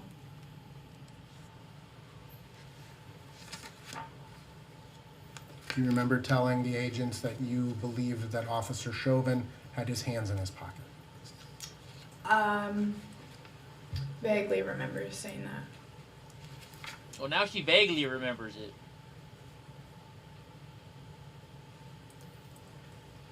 Do you recall telling the agents that you were pretty certain the fluid was coming from Mr. Floyd's body, and that's what made you think he was dead? I'm sure I said that. Pretty sure. Oh my gosh, he's got me. She's freaking out. Do you recall describing the crowd as a heavy crowd? No, I don't recall. Well, they all were kind of Refresh your overweight. recollection to review the transcript of your statement. I don't want to. Okay. Would you dispute me if I told you that you told the agents?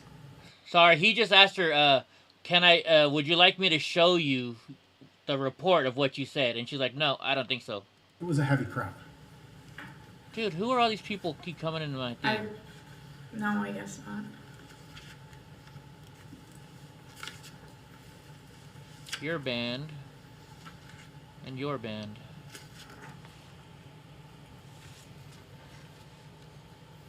Do you recall after paramedics took Mr. Floyd and then you had a conversation with the firefighters that arrived, how you described the physical appearance of Mr. Floyd? I don't recall. Do you recall telling them that he... I don't want argument. What's your grounds? Sustain. You may impeach if you wish. All right. I know you don't want to look at your transcript, but may I approach the witness? I know you don't want to look at it, but guess what? I'm going to show it to you anyways. Look at her. She's like, Ms. oh, Hanson, shit. I'm going to show counsel states 8285, page 11 of 28. So he's telling him what he's going to show her. I'm going to ask you to read the underlined portions in your head. I like him, hey now. I like him.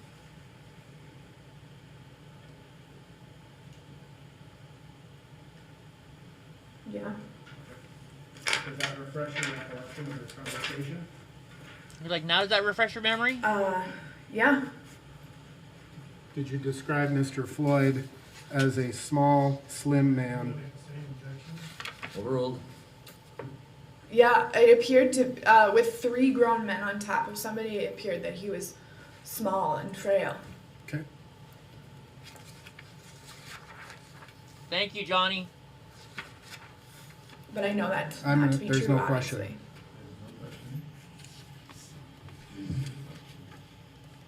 I was finishing my answer. Please, courtroom, counsel remain. Witness remain. So now look, the judge is getting pissed. They're gonna go have a little talk right now, watch.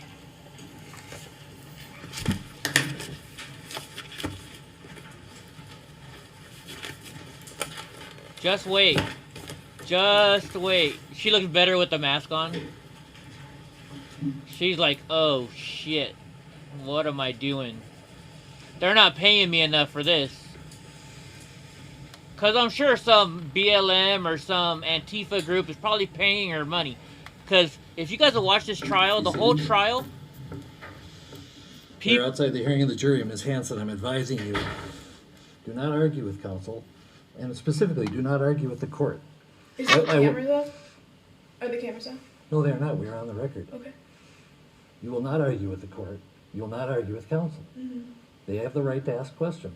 Your job is to answer them. I was finishing my answer. I will determine when your answer is done. Okay, well. And so, do not argue with the court. Do not argue with counsel. Answer the questions. Do not volunteer information that is not requested. The attorneys for the state have redirect. They can ask you questions if they think that certain things were left out. Okay. It is counsel's prerogative to ask you leading questions and for you to answer those and not volunteer additional information. Okay. Are we clear on this? Okay. Thank you. Come back tomorrow at 9:30. All right. Do we have the person with the cell phone? Now get this. Could we arrange to have that person come down? So get this. I guess apparently somebody, well, I know somebody was using a cell phone to record stuff, right? This judge is badass, guys. That's all. You know, he may be a liberal, but I like this freaking judge, man. I like this judge. But so apparently somebody was filming it. Well, I'm gonna show you. They'll talk about it in a second. Somebody from the state to have access to that person? If you could have that person come in.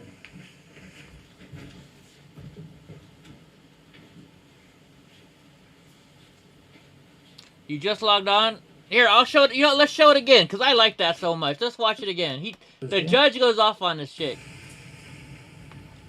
Here we go.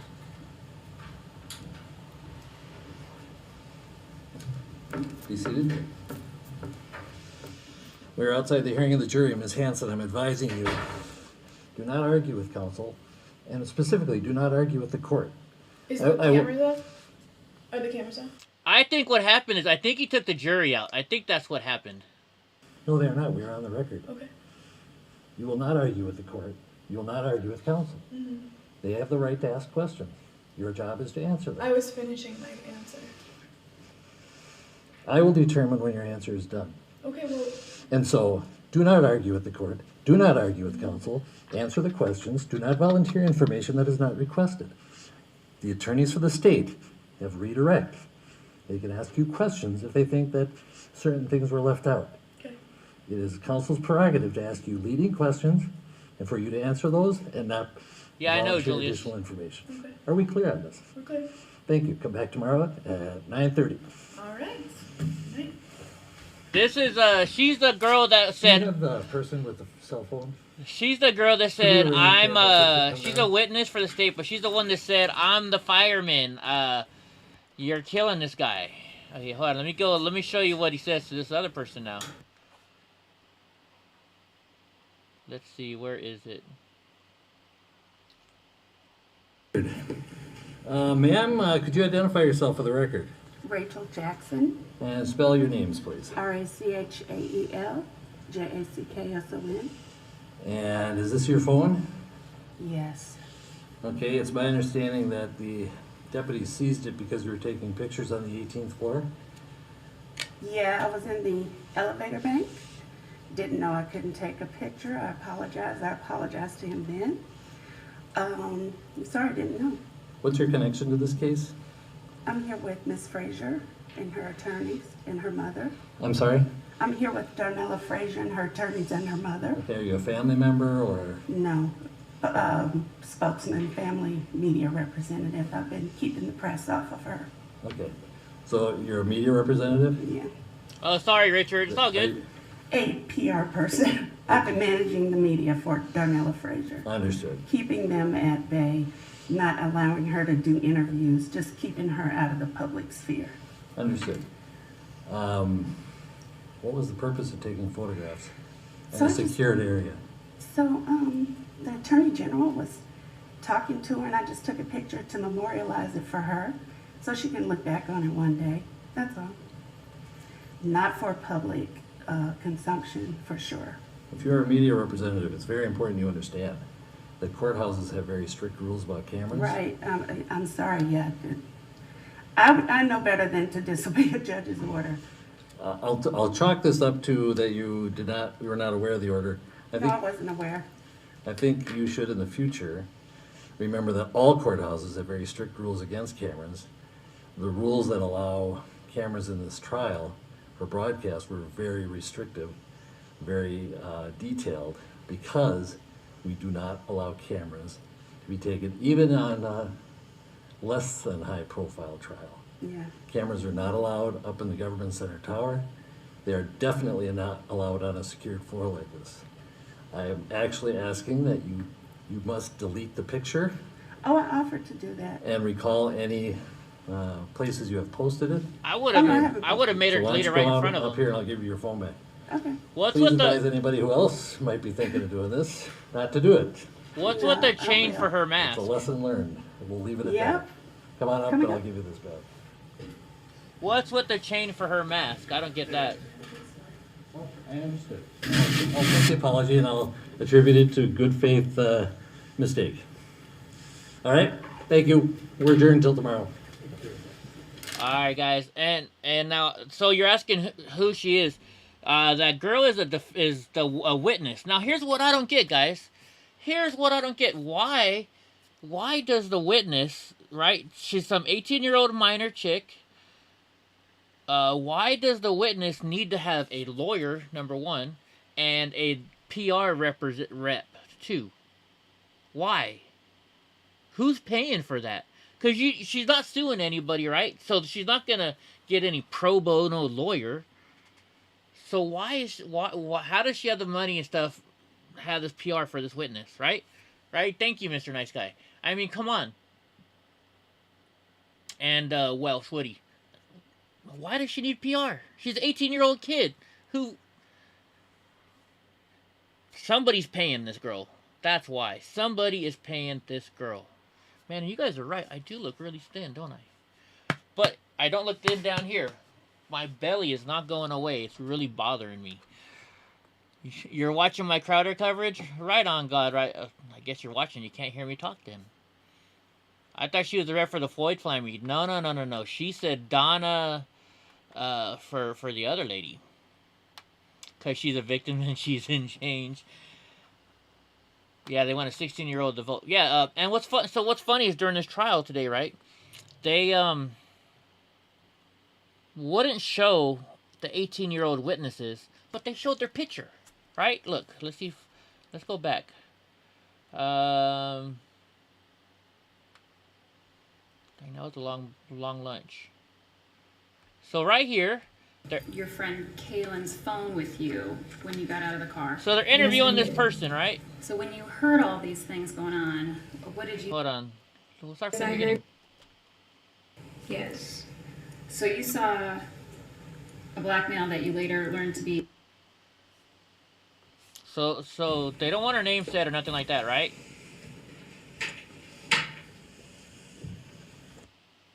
Yes. Okay. And we're going to go off the audio, which means it's not going to be broadcast. Okay, so they're off audio because they want to protect this girl, right? I'm 18. And are you currently a high school student? Yes. What grade are you in? 12th grade. And do you also have a part-time job in retail or a retail Thank pharmacy? you, Kim Tone. Yes. I don't know where Gray is. And what city do you live in? Minneapolis. Hopefully, Johnny. Have you lived in Minneapolis your whole life? Hold on. I don't want to make you guys watch this whole thing. They're going to show a picture. Cup foods. And you said you were going to get an aux cord. Can you just explain what that is? Like a cord to play music on the radio. And, Alright, so watch this. So here's what I don't get. So they're hiding her face, right? But watch this. They were also expressing how they felt about the situation as well.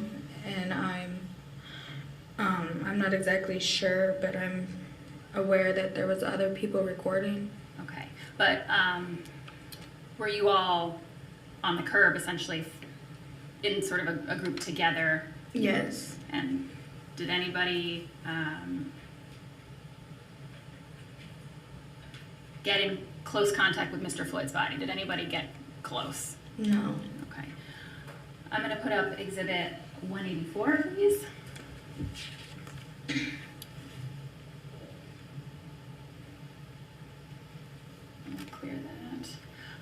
So, do you see yourself in this picture? Yes. Can you circle yourself, please?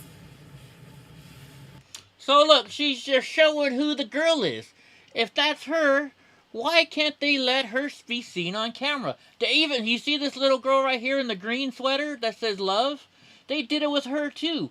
And the same thing with this girl in the girl in the blue pants, and then the girl with the big bag right here. Same thing. Same freaking thing. They won't show them on camera right now, but they show this picture and say, who are you, and circle yourself. So just show them on camera, right? I mean, come on. What the heck is that? Yeah, it's an 8-year-old girl and they showed her. I mean, come on. What the fuck, man? Just let them talk, right? Or let them be shown. And then every time that there is a person of color that is on the stand, all of a sudden the black attorney shows up. Is he like the token black guy or what? I mean, come on. This is just freaking out of control, guys. Out of freaking control. But I won't show you any more of this trial. Oh my gosh. It's just getting crazy. It's getting crazy. Alright, you guys ready for some news? The kids, you can't really see details from the video. Well, they're kids. You can't really see detail from the video. Huh? Who's out in front of my house right now? I don't know. Anyways. The black guy is not the lead prosecutor. Is it Mr. Blackbird? No, I didn't think he was. I thought that, well, maybe he is. I don't know. Who knows? I could be wrong. Alright, let's get to the news. The Biden administration allows mainstream... Oh, wait. You're not even on it. There I go, messing up again. And why? There we go. It's fixed. The Biden administration allows mainstream media into the Donna CBP camp. Finally, how much did they clean it up now? The Biden administration has finally allowed journalists to enter the Donna CBP Migrant Center in Texas for an organized press visit. Organized. Footage released by mainstream networks on Tuesday showed clean and organized groups of migrants undergoing medical and biometric procedures. Oh, really now? Really. This came in stark difference with the shots released by Project Veritas and Senator Ted Cruz, which showed unsanitary conditions and overcrowding in the border camps. It's Mr. Blackbird, right? That's what it is. Yeah. So, let's watch this again from Project Veritas. Can you guys see that? Yeah, you guys. Project Veritas has obtained never-before-seen photographs of what it actually looks like inside this facility. Shocking images showing people wrapped up in what looks like metal foil, laying on the ground, their faces covered. Why won't the administration be honest about this? Why won't they show you these images? I'm on the ground in Donna, Texas. If you want to take a look at this facility right here, just a month ago, Customs and Border Patrol agents completed the construction of that facility. It's a 165,000 square foot facility, and we have never seen images inside this facility before. They won't even allow the non-profit lawyers who conduct the actual oversight of these immigration detention centers to go inside. We have a man who's telling us to leave. Where would the press? They told us it's private property, but you know what isn't private property? Airspace. We're going to fly this Cirrus right over the top of the detention center to get exactly, Welsh. There's the facility right there. You can see it. There it is. Flying over the facility to give you a good vantage point. During a recent press conference, the press secretary was asked a question. No, I didn't. What to why go back, they haven't Richard? released these images. Even you all haven't released any images that you obviously could redact if you wanted to. Again, we remain committed to sharing with all of you the treatment. She dodged the question, saying, quote, and we remain committed to transparency. I don't have an update for you on the timeline, end quote. Well, press secretary of the White House, let Project Veritas do your job for you. Just last night, we have now obtained these photos inside this facility. All right, we'll go to Now, Preacher's these video. photos are very, very grim. Project Veritas has also learned these photographs were taken in the last few days. There are 8 pods with 8 cells in each facility. At any given moment, there are an average of 3,000 people in custody inside this detention center. Lady, that's pod gross. has 8 cells that are currently holding 600, that's 600 unaccompanied juvenile males aged 7 to 17. They are separated by age or physical size depending on the room. 50 of the individuals inside this facility were COVID positive. There have been multiple sexual assaults, normal assaults, and daily medical emergencies. All right, now we gotta watch Ted Cruz's video, because this is just, Ted Cruz's video is just awesome. Please respect. Please give dignity to the people. Please give dignity to the people. So you work for the commissioner, your senior advisor. You were hired 2 weeks ago, and you're instructed to ask us to not have any pictures taken here. Please respect the people, because the political rules. leadership at DHS does not want the American people to know it. Please respect the rules, You keep sir. standing in front of the pictures, so Please you don't want the respect the pictures rules. taken. The rules are arbitrary, and Please they're respect designed the to rules keep and the give American the people in the dark. dignity and respect. That's all we ask. Well, no, Dignity it's and not. respect. You're asking, is this Please- dignity and respect? Look at Please these people. give There's dignity a and pandemic. respect to the people. Let I me ask you, there's a I pandemic. respectfully ask you, sir. There is a pandemic. With Is full this hearted, respecting the right? Look, there's nobody there social distancing whatsoever. Rights of these I kids? ask you, please Are you respect respecting the people. rights of these This kids? is not a zoo, sir. Please don't treat the people. You're right, and this is a as such. dangerous place. Please don't treat the And people your like policies, this. That's all I ask for unfortunately, you, are sir. trying to hide them. I understand That's you all were I ask instructed you. when 18 I senators ask you came to down please here. respect the people, give them dignity I and respect respect. them, and I All want right, I to will, fix this Hemi. situation. We all want to and fix the this, sir. We administration don't you're want working this to for happen is anymore. responsible for these conditions. Please respect the people with dignity and respect, And sir. I ask you to respect the people as well. This I am is not respecting you. respect. I am respecting the This people. is not respect. There's not even walking space in there, guys. You know, a lot of you guys don't like Ted Cruz. You say he's this and that. I like the man. I would be proud to have him as my congressman. Exactly, Rivers. Respect our freaking borders. Speaking of that, you know, let's go. Ben was down there today. Let's go see what Ben has going on. Since we're talking about the borders, real quick. My buddy Ben, I think he went to go meet up with. I'm sure he stayed at Tim Foley's house today. I'm pretty sure he stayed at Tim Foley's house. So let's go check out Ben. Because if you met it with Tim Foley, you know it's good. Tim Foley is a beast of a man. It's 2 minutes long, so we can watch this one. Outside of a little town called Arivaca on this dirt road. All right, let's Ruby see Tim Road. Foley. I just want to show you what I just drove up on. This is right off the side. These are the clothes that the drug smugglers wear. Oh, that's our old video. They are camouflage. You got some shirts, some sweaters, Pedialyte they use, blanket to cover up, their water bottles. They just leave the trash everywhere. Wrapped in some more of the camouflage. Their socks. Surprised he hasn't called me to edit this for him. And then they wait right here. The car comes to pick them up, and they head in with their drugs to America. You're right, River CLI. So we got the video of the. There's Tim. Tim Foley's a badass dude. Hold on, I'll rewind it for you with guys. their drugs to America. See if I can turn it up. So we got the video of the 3 cartel scouts with AK-47s sitting on top. We watched them for 8 hours. I love the backside. But come up over here. Oh, another battery truck. So this is right there, cartel's control. Is this Sinaloa? Who's the cartel here? Yeah, Sinaloa. So Sinaloa cartel. And right here, right where the cartel traffic is leftists that are now running our government, organizations that they're appeasing, are out here feeding and watering the cartel drug mules. So they're putting the water where the cartel scout outposts are. Mm-hmm. Basically, they have maps. So the people that drop the water put that on there? Mm-hmm.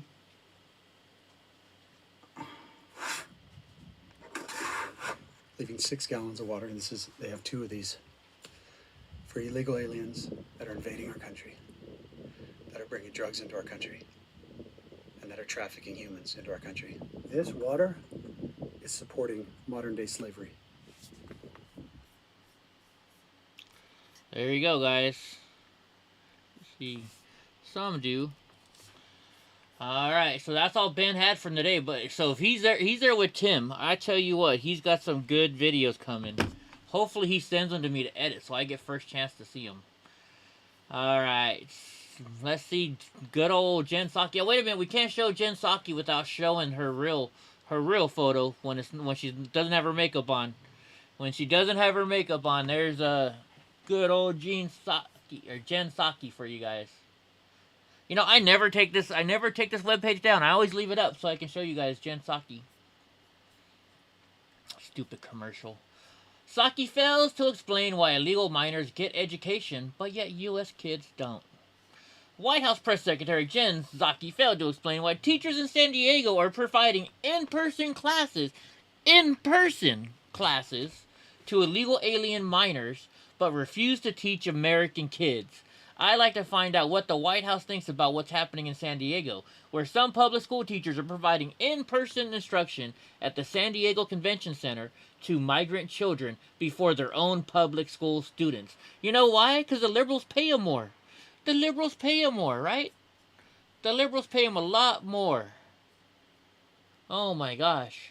Here, let's play it. Let's see what she says. Okay.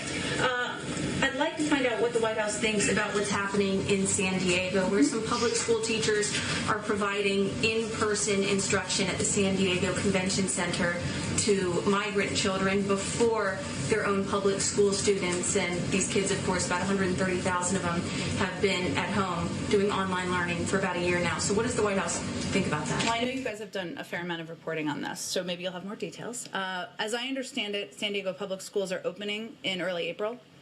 April 12th to hybrid learning. Okay. And students will be back in the classroom. And as I understand it, this is related part-time. And certainly, you know, why do you get it from the first? White House opening up 5 days a week, the majority of schools across the country. And they're on spring break right now. And this is related to volunteering or being paid. I'm not even sure. You'd have to ask the local school district during spring break for these migrant kids. Yes, the San Diego County Supervisor, Jim Desmond, he says, you know, I think it's great that there's in-person learning for unaccompanied minors from Central America, but I wish every child in San Diego County was allowed the same opportunity for in-person teaching. So I guess the question is, you know, does the White House think that this sends the right message to these 130,000 kids in San Diego and their parents who've been stuck at home for the last year? Well, I'm just saying that context is important. And these kids are going back to school for hybrid learning. We, of course, want that to be 5 days a week, and we're confident we'll get there early next month. And I believe they're also on spring break right now. So these teachers would be, I'm not sure if it's volunteer or paid. You'd have to ask the local school district while the kids are on spring break, which I think the context is pretty important. Yeah, they're on spring break, but they're not in school. Oh my gosh, what a bunch of BS. Drives me nuts. Joe Biden signs bill extending PPP loans through May 31st. Joe Biden joined with the other side of the aisle to help struggling small business owners nationwide amid coronavirus pandemic. On Tuesday, Biden signed a bill into law giving small businesses an extra 2 months to collect Paycheck Protection Program loans. I mean, that's all right. It's helping out the small businesses, but come on. Why have you just got a picture of this? She's like, Joe, you're sitting in my fucking chair, bro. That's my chair. I'm president, and you know it. Oh, wait, that's right. I gotta be quiet because you're the figurehead, huh? Last week, the measure passed overwhelmingly in the Senate, with just 7 Republicans voting against it. Biden commended the efforts.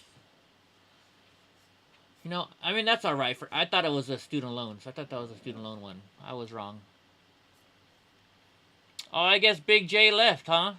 Big J was here earlier looking for you. Senator Rick Scott says Dems want no restrictions on, and I won't say the rest because I'm not going to get in trouble because, you know, YouTube will kick me off. National Republican Senatorial Committee Chairman Rick Scott said Democrats want no more restrictions on, and I'm not going to say those words. In a video released on Monday, Scott said Republicans want zero. I can't say the words again. So I'm not even gonna play the video because I know it's gonna get us in trouble. We will push to eliminate our voter irregularities, and we will no longer be intimidated by the Democrats playing the R card with their big lie. The lawmaker also contended Republicans want truth and honesty when it comes to elections. Yes, we do. while Democrats favor lies and deception. The Florida senator called out Democrats for propagating a big lie, and yeah, I won't say the rest of those words. They want a system that makes it easy. I can't even say the rest of it. I'll let you guys read it. I don't think I can get in trouble for you guys reading it. I probably can. YouTube will figure out a way how. Anyways, let's go to the next one. Now this one, I don't know. I don't think this is right, but you know what? I'm going to benefit from it because I got a student loan right now. I'm not going to lie. If everybody else is going to take it, I'm going to take it too, right? Even though I don't want to. Joe Biden is advancing the controversial idea of loan forgiveness with his latest plan to freeze the collections of student loans. On Tuesday, the White House said 1.14 million borrowers who defaulted on their student loans will be protected from collections if their loan was guaranteed by the government. Well, I haven't defaulted on mine, so I guess let's watch it. We will be expanding the pause on student loan interest and collections to the more than 1 million borrowers who are in default on a loan that was made by a private lender in the old bank base. Wait a minute. So since I am not in default, I still have to pay interest? Maybe I should go into default so I don't have to pay interest. Loan program known as the Federal Family Education Loan Program. The step particularly protects 800,000 borrowers who are at risk of having their tax refunds seized. That's actually a pretty significant steps. The president continues to call on Congress to cancel $10,000 in debt for student loan borrowers. That's something Congress could take an action on, and he'd be happy to sign. We're still taking a closer look at our options. We will be expanding the pause on. Now look at what I just seen. Look what old Chucky Schumer had to say. Today we had a great day for President Biden and Vice President Harris to cancel student debt. You know, I went to college. I ate the steak. I deserve to pay for it, right? I mean, come on. What about my sister who went to college and she got scholarships and she paid for her college? How is that fair to my sister? It's not. It's not. It's bullshit. Biden press office continues to stonewall press inquiries from the right-of-center outlets. Yeah, they are. As, let's see, they're canceling everything. Yeah, they are, Zavash. Let's see, I'm trying to keep up with both chats here. Did anyone get their stimulus check yet? You know, I haven't checked yet. I just did my taxes so I could, even though I don't have to do taxes. As even leftist media are growing impatient with Biden's White House lack of transparency, this is nothing new to OAN's chief White House correspondent, Chanel, it's Chanel, I think, Rion, who brings us more news. Let's watch it. She's going to show it. As even leftists... Life insurance in less time than it takes to pop popcorn? If you're 40... OANN now has commercials. So, how's everybody doing today? We got a minute. We got to wait for this thing. You know what we should do? We should already start the commercials on the rest of them, because I think there's going to be commercials on all of them, right? Okay. So we'll start the commercial on that one so we don't got to watch it. And then we'll come over here and start the commercial on this one so we don't got to watch it. There we go. That's why I start the trial late, so that way we can skip over commercials and other junk they want to give us. Free fine print, your credit score will reset to 0. Blah. I don't care. Everyone I know got a stimulus check but me. They mailed yours for some dang reason. I don't know. Alright, we got 6 seconds left and then we can watch this video. And there we go. Let me turn the sound back on. Oh. And you can have medications, you may still life insurance for in less than... Sorry, I thought I turned the sound off on them. I guess I didn't. Oh, we'll wait a few more seconds. We'll wait till all the videos are done. Then we can go back. Sorry, guys. My bad. Alright, now I can hit pause on this one. 2, 1, pause. I mean, the guy's got to make money, so you can't really get too pissed off at him, right? Alright, let's watch this video now. Let's turn the sound back on and go. Play. Why aren't you playing? Did I turn the sound off here now? Yeah, I did. Alright, fix. Into the Biden press office. Just how sincere is the Biden White House about bridging the political division? It's their website. Based on what Biden's press secretary has said, you'd think they were committed to reaching out to voters on the other side, starting with the president himself. He's not just speaking to people who voted for him. He's speaking to all of the American people, including the 74 million who didn't vote for him. On the very day Psaki made this diplomatic overture to non-Biden voters, One American News' president, Charles Herring, sent Psaki and her head assistant a letter requesting a meeting to discuss ways in which OAN could continue to cover the Biden White House. Born of the simple desire to establish a professional relationship that ensured OAN could continue to accurately report the facts in its daily White House coverage. Mr. Herring secured meetings with prior press secretaries to establish just such a dialogue between the administration and the network, a practice transcending politics. Mr. Herring's request received no response. When I personally hand-delivered this letter to Psaki's office, the letter was received again, but elicited no response. The letter listed a series of concerns regarding the vandalism of OAN's tent and internet by members of the White House press corps. Given that one of the White House press office's primary tasks is to respond to media inquiries, especially those with whom it may view as adversarial, this was highly unusual. In between these outreaches, OAN sent repeated questions regarding policy or confirmation of facts to the Biden press office, as is customary. Again, no response. Compare this with the Trump administration. Even the most adversarial members of the press corps would receive a response of some kind. That the Biden press office refuses to engage with OAN is not a singular story. OAN is one of many non-leftist outlets the Biden press office refuses to engage with. Speaking on condition of anonymity for fear of retribution, 3 known media outlets, 1 left-leaning and 2 right-leaning, told One American News the response rate of the Biden press office to basic policy inquiries or White House inquiries have been virtually non-existent. When Playboy columnist Brian Karam sent a letter endorsed by a range of reporters from Christian outlets to international correspondents, wrote to Psaki on the injustice of their restrictions on accessing the White House itself, Psaki did respond with, "Thanks again for your letter," she wrote. "I hope you know our objective is to ensure we have as many people in the White House as possible." Leaving out, of course, only a few of them will have meaningful interactions with this White House. Even right-of-center Fox News, invited to attend Joe Biden's first solo press conference, was notably snubbed. Biden called upon a carefully curated list of hand-picked reporters from left-leaning outlets. So much for reaching the 74 million Americans who did not vote for Biden. Based on these interactions, this White House has proven itself neither transparent nor unifying. And until they act as they speak, they continue to preach from the altar of insincerity. Chanel Vian, One American News, Washington. Want to see more There video? you go, folks.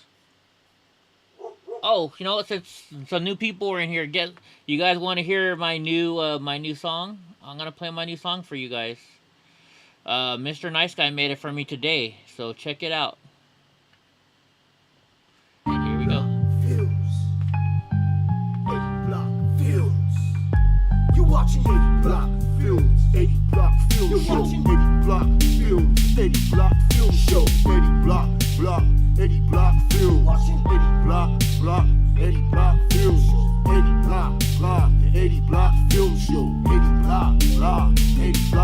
We all here, yeah, we watching Eddie, getting facts ready, keeping all the cameras steady, audio ready, so unlock, yep, and unload. Patriots prepare for the Eddie Block Show. EddieBlockFilms, EddieBlockFilms Show. EddieBlockFilms, the EddieBlockFilms Show. EddieBlockFilms, EddieBlockFilms. That's my new intro song, guys. What do you guys think? What's up, Donnie J? Where'd you come from? You must have been hanging out outside. All right, I'm gonna play this, and then I'm gonna play this, and then there was something else I was gonna show you guys, but I'll play this real quick. Criticism, as New York is the first state to launch the effort in America. Here's One America's Caitlin Sinclair. Starting this week, New Yorkers will be able to pull up a code on their cell phone to prove they've been vaccinated against COVID-19. New York State announced in a press release the new Excelsior Pass will let people go to weddings, sports arenas, and entertainment venues that host more people than the state's social gathering limit. The Excelsior Pass has been described as similar to a mobile airline boarding pass, which you all are familiar with, and that individuals will be able to either print out their pass or store it in their smartphones using an app. Once a vaccine has been administered, you will receive a verifiable health credential stored in a digital wallet on your smartphone. Every business or venue will then be able to scan that pass using a QR code. Last month, you'll remember, Governor Cuomo made COVID testing a requirement for fans to attend events at large venues when he approved those for limited reopenings.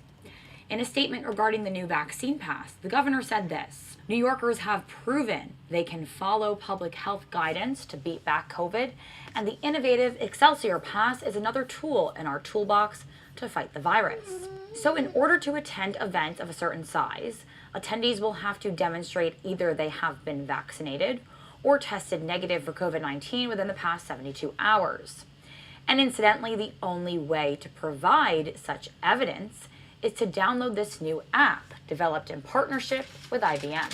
So according to the state, the 20,000-seat Madison Square Garden in New York City and the 17,500-seat Times Union Center in Albany have already announced they will be using this app in the coming weeks. And we already have confirmation the pass will expand to smaller event and entertainment venues as early as this week, right here in the state. Now, as one could imagine, there are many questions surrounding this new normal. What about those who choose not to get the vaccine? Will they be banned from sporting events, from weddings, shut out from society completely? Who knows? Will those with a vaccine passport now have priority status at certain events over those who don't? The state is paying $2.5 million for this system, which will be provided free to businesses. Now, people will be able to store multiple Excelsior passes on a single cell phone, we're told. So, for example, a parent could hold a child. Think about that. A 7 or 8-year-old child who wants to attend a sporting event with his or her friends. Will a 7-year-old be required to be vaccinated? Basically, anyone who enjoys attending or plans to attend a large social event is now under enormous pressure to get vaccinated. That is what our state's leaders are telling us. And what will be next? Will New Yorkers need an Excelsior Pass to vote at the polls? Laughing at Johnny. Really, this plan should send chills down the spines of anyone who believes in the importance of our constitutional freedoms. These are the questions we must ask ourselves when our liberties and rights continue to be hindered. Now, in a new announcement, Florida Governor Ron DeSantis says he will not allow vaccine passports to be required in his state. DeSantis actually believes in your right to refuse a so-called health passport. Many have said it before, but I will remind you all until we, the people, make it clear that we will not abide by these infringements on our civil rights. Our leaders will not stop trying to take advantage of their power. So now it's up to you to speak up. Caitlin Sinclair, One America News. Where the heck is Grey Eye Jewel now? Want to see more videos like this? Visit OANN.com. Where the heck is Grey Eye Jewel now? Jay is in here, and now she's freaking not answering me. Not answering me, not answering him. Anyways, alright. One more, and then Hemi. This is the last one, so you want to send me those links? Administration is expected to unveil its massive $3 trillion infrastructure plan this week. One America's Shane Althouse has warned what's in the potential legislation. Advisors are reportedly expected to present Joe Biden this week 2 separate bills, which together would equal $3 trillion in spending. The first bill specifically would be focused on infrastructure, clean energy, and what Biden calls the, quote, second great railroad revolution. The proposals are expected to face fierce pushback from GOP lawmakers, as House Republicans have already begun efforts to stop federal funding for inefficient and poorly planned infrastructure projects. This, as freshman California Republican Congresswoman Michelle Steele introduced the Stop the High-Speed Money Pit Act, aimed at cutting federal funding to California's failed high-speed train project. What are you doing, Bubba? Steele was one of the first critics of the plan, who previously warned about the project all the way back in 2012, when it was first introduced. Probably. Right. This is going to be the worst public investment in California history. This comes as a key measure in the Democrat bill will seek to pursue a nationwide high-speed rail system. And the man in charge of the project would be Secretary of Transportation Pete Buttigieg. I've also had a personal love of transportation ever since childhood. Though Buttigieg has never worked a job in transportation, he recently referenced a rendering Tony, of what are a you doing? U.S. high-speed railroad system made by a random 20-year-old Twitter user. Unfortunately, the plan misses one major component, as an above-ground high-speed rail would have to move around physical barriers, remove people from their homes, and would be a costly development nightmare. For example, California's efforts to develop its own high-speed rail system, which has come in $65 billion over budget, will take years more to actually complete. And California finally conceded it needed to scale back our big high-speed rail project because it was costing $200 million a mile, as opposed to France, where building high-speed rail costs $13 million a mile. However, someone is already doing far better at connecting distant cities with high-speed transportation. Tesla and the Boring Company CEO Elon Musk is developing an underground tunnel system in which self-driving Teslas will transport people at a speed of 155 miles per hour. If you're going that fast, what's to prevent it from crashing into another car ahead of you? That's what I worry about that. Because the autopilot has radar and cameras that will automatically slow you down before you impact another car. Musk's The Boring Company is nearing completion of the Vegas Loop project, which was set to be revealed in January but was delayed due to the pandemic. However, Musk's Vegas Loop is set to connect Vegas to Los Angeles in an underground straight line, which will have a vacuum-sealed magnetic pod system capable of speeds as high as 600 miles per hour. This making the trip from Los Angeles to Vegas roughly 30 minutes long. As of now, the federal government has not contributed any funds to Musk's efforts, though multiple cities like Miami, Chicago, and Ontario, California have signed on to their own tunnel projects, just like Vegas. Now, Musk's advancements in high-speed travel prove that the Biden administration may want to look at private industry's advancements in travel before spending trillions of taxpayer dollars on another poorly planned project like California's bullet train. Shane Althouse, One American News. Want to see more videos like this? Visit OANN.com for immediate access to all the clips you've been waiting to see. Alright, you know what? Just for you, Big J, let me call her real quick. Let me see if she answers. Let me see. This is for you. She's not really been answered. Yeah, you could recommend your favorite pro-Trump video, Rivers. Depends on if... I'll let you know if I can play it or not. If it's anything about election stuff, then I can't, but... She's not answering, Big J.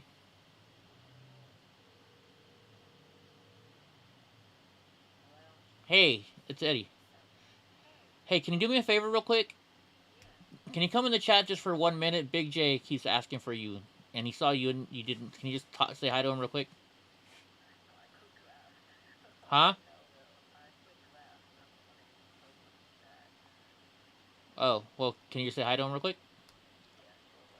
Alright, thank you. Bye. Alright, Jay, she's coming in. She's coming in for you. Alright, first, Hemi, you know, River, let me see what this is, River. He wants to show a Trump video, too. Let me see if I can copy that. Can I? Did that work?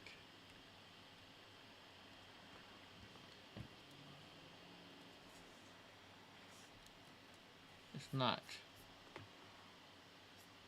Why am I not able to copy that?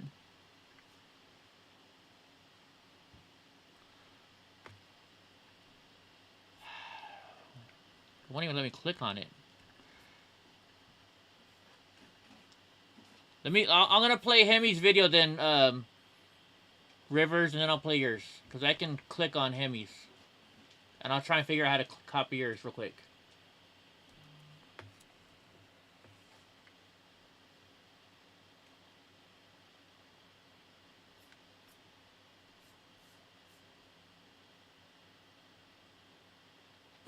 Picture. Really? Photos. Yeah, photos. Yeah. Yes, sí. Just want to see.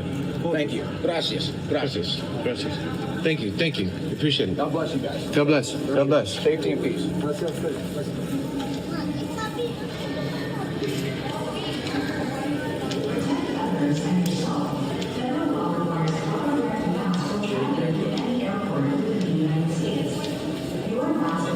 What's with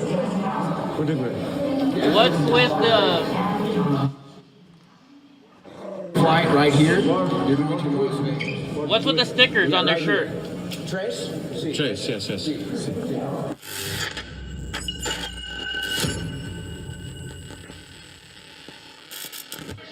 Ladies and gentlemen, Owen Schroyer here, and we are in McAllen, Texas, at an airport in Hidalgo, Texas, where it just came out, and we have the story at newswars.com.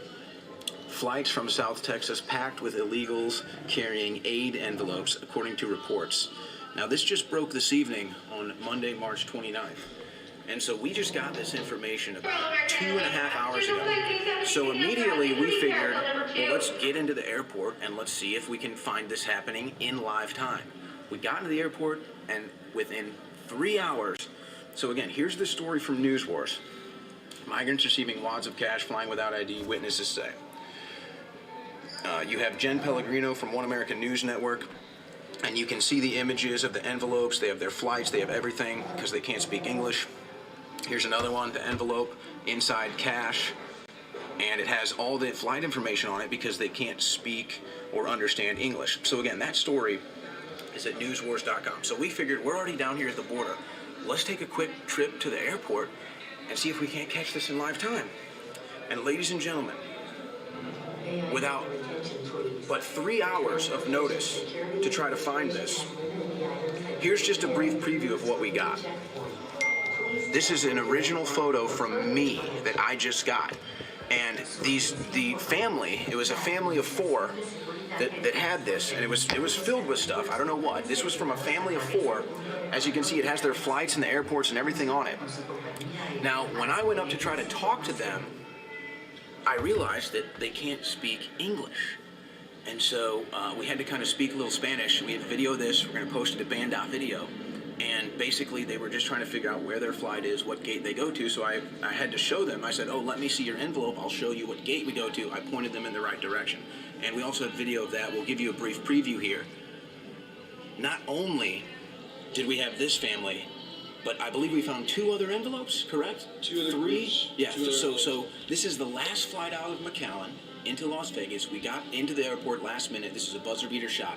And we found 3 envelopes, just as described in the story from News Wars, with numbers, flights, information, everything on it. And so it appears that these people are actually maybe heading towards Salt Lake. And so that's where they're going to Vegas, and then tomorrow to Salt Lake. And again, they couldn't speak English. It was a family of 4, and they're coming in. Something's in that envelope. They seemed lost, quite frankly. And we were wondering, because they were kind of looking around suspiciously. We were like, oh, are they onto us trying to hide the envelope? No, they're just lost. They just didn't know what they were doing.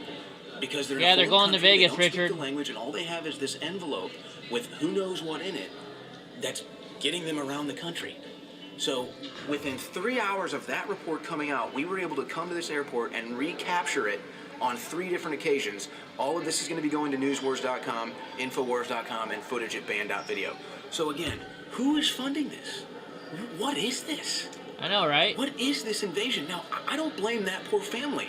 I don't know why they're coming here. I don't know what they're facing. They can't speak English. I don't know what motivated to do this, them to come here.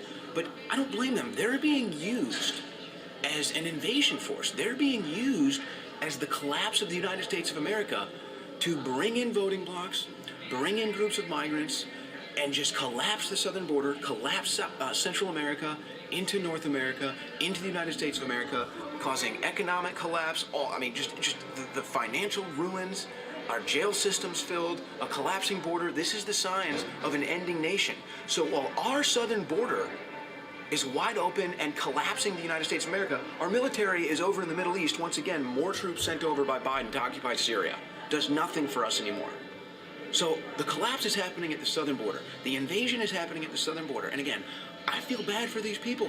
Where are they coming from? How are they getting this money? Who's giving them these envelopes? Who's going to ask these questions? They can't say it's a conspiracy theory, folks. The border is wide open. The Biden administration is allowing criminal behavior to happen. Somebody is funding it. Private companies are funding the migration centers that are now quadrupling in size. Somebody's getting a payday there. And America is dying. Our country is dying. So this exclusive footage is it going to be at band.video, and we're going to send the images and everything to the writers. We're going to have another story up, so maybe this will open people's eyes. You, the American taxpayer, did you get a stimulus package? Did you get the $2,000 Biden promised? Were you a white American that didn't get a paycheck from Oakland, or a white farmer that didn't get a stimulus package? I know, right? Or did you make too much money in one of the years so you don't get a stimulus package? Meanwhile, people from foreign countries who don't even speak the language are being given envelopes full of cash, who knows what else is in there, with all their flights, and this is their life, and this is their new life, and they're handed a new life. They're handed the American dream, skipping the line for immigration. Hey, can I go to the border and lie and say I'm an illegal alien? Our economy, because we fund all of this. So, are people going to open their eyes? Here you go, guys. Just filmed tonight. Just filmed. It took one flight. There was one flight left out of McAllen. We got the report. We got the last flight out, and we found 3 envelopes on the last flight out of McAllen. This is happening every day. Tens of thousands of them flying all across the United States of America. What are they doing here? Where are they going? And who's funding it? It's about time we quit playing games and got some damn answers. Throw in the price ticket thing. The ticket dropped from like $500 to $400. Yeah. Oh, and what we also noticed, kind of one of the clues is when we were looking at the price of the flights, some of the flights were $500, $600, $700, while other flights were only $150. So they're putting these migrants on these planes and spiking the prices. Or maybe they're spiking the prices knowing that they're going to be purchased no matter what. I mean, this is a total rig job, folks, and we're paying for all of it, and our country's collapsing. This isn't about virtue signaling or feeling bad or empathy. No, this is about, do we want to live in a free country? Do we want to have a republic? Do we want to preserve our way of life and prosperity? Or do we want to open the southern border wide open, collapse the United States of America into a one-world government? Which way, Western man? All right, hold on. So let's do something real quick. Let's go to United. Let's go to United. Let's go from McAllen.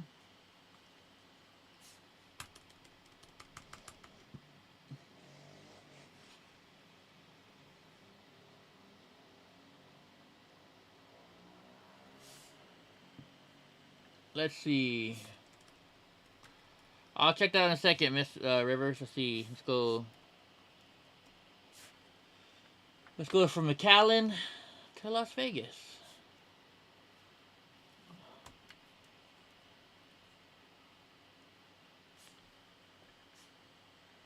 Let's look for, oops. Let's look for tonight.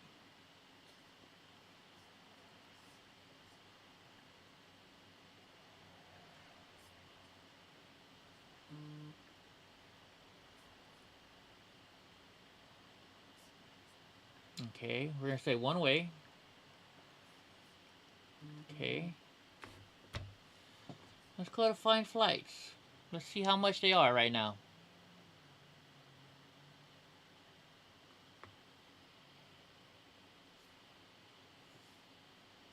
Okay, there's no flights. How about, let's look at tomorrow then. Let's see if they're doing this tomorrow too.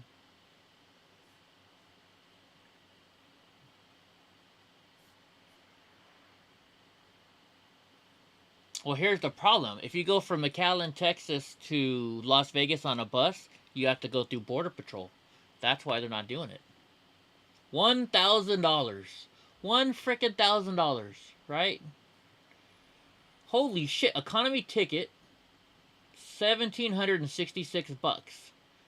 He's right. Look, they're raising their frickin' prices because they know it's the same as first class. The same as first class.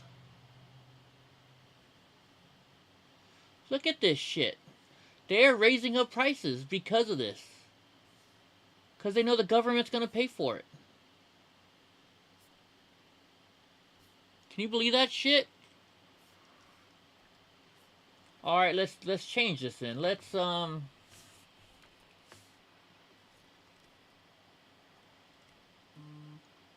just check something else out. Let's go, we'll just say Houston. We'll go from Houston. Go all airports to Las Vegas. Let's see how much that is.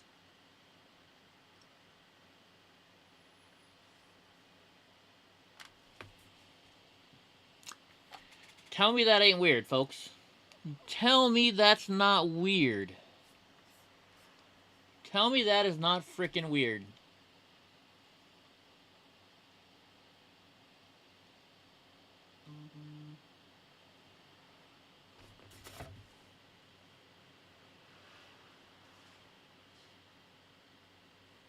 If that's not fucking weird, then what the hell is?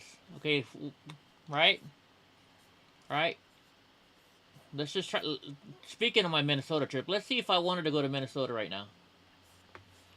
Let's go fat to Minneapolis, St. Paul.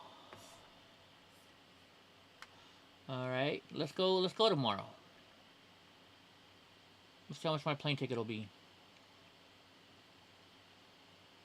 $892, $711. Why is it so expensive?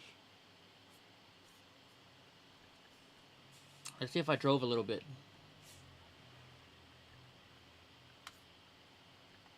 I don't understand why it's so much. 618, that's better. 448, there we go. So I'd have, it's worth it for me to drive up to Sacramento then, it looks like. If I were to go, but I'm not going yet. Alright, let's play this video that I was sent. This is River CLA favorite Trump video.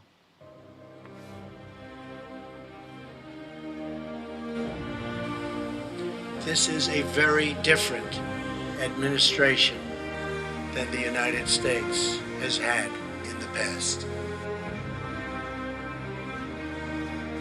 Do not underestimate us, and do not try us.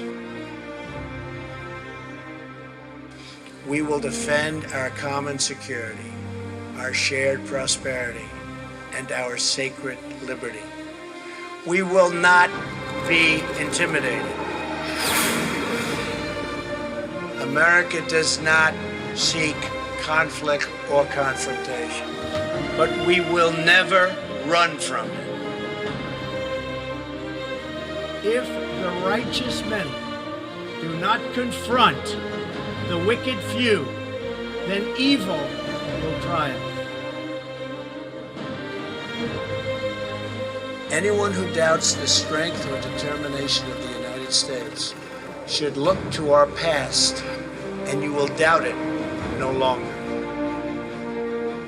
History is filled with discarded regimes that have foolishly tested America's resolve. We will not permit America or our allies to be blackmailed or attacked. We will not allow American cities to be threatened with destruction.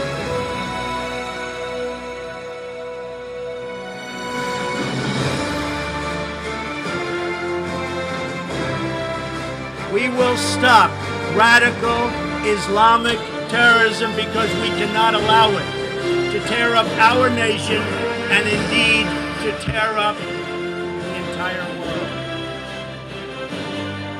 The time for excuses is over. Now is the time for strength. If you want peace, you must stand strong at all times. That's a badass video. I'm surprised I haven't seen that one. That's awesome. Trade for Trump. You went to Home Depot today to buy a sheet of frickin' 3/4 inch shot plywood. So a 4x8 sheet of plywood cost you $60 not sanded for 3/4 of an inch. Oh my gosh. That's frickin' crazy. Alright, you guys are saying Black Conservative Preacher had an interview with who did he have? Oh, with the guy. That's right. The guy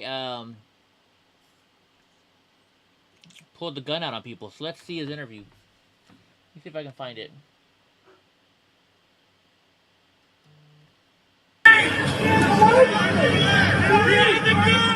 He says, "Get away from me."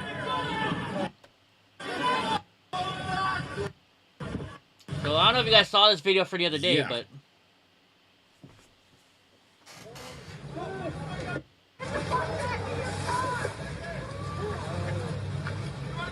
Yeah, look at this.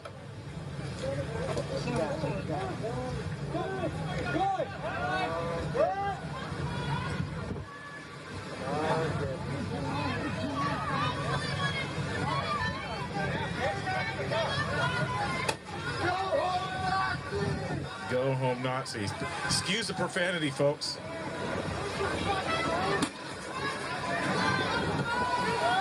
Now, this guy doesn't know how to pull his gun out, but still.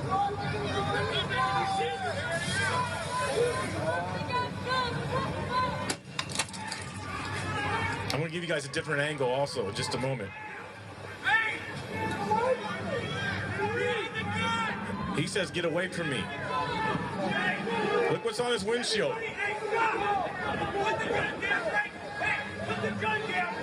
There's the officer.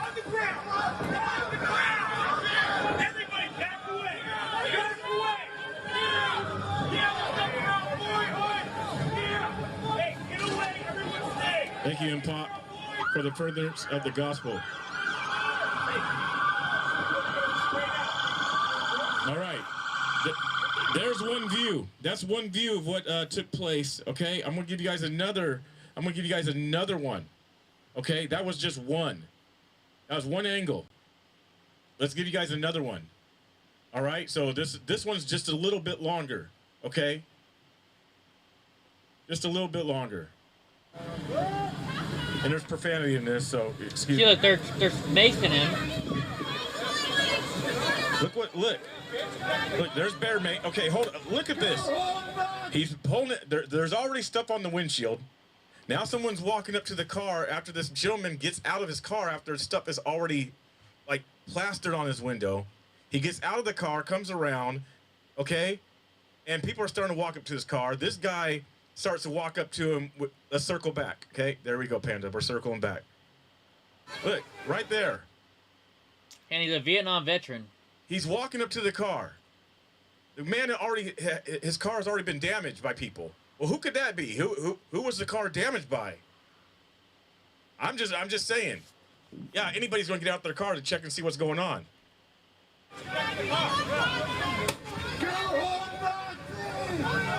Now they're yelling at him, "Go home, Nazi."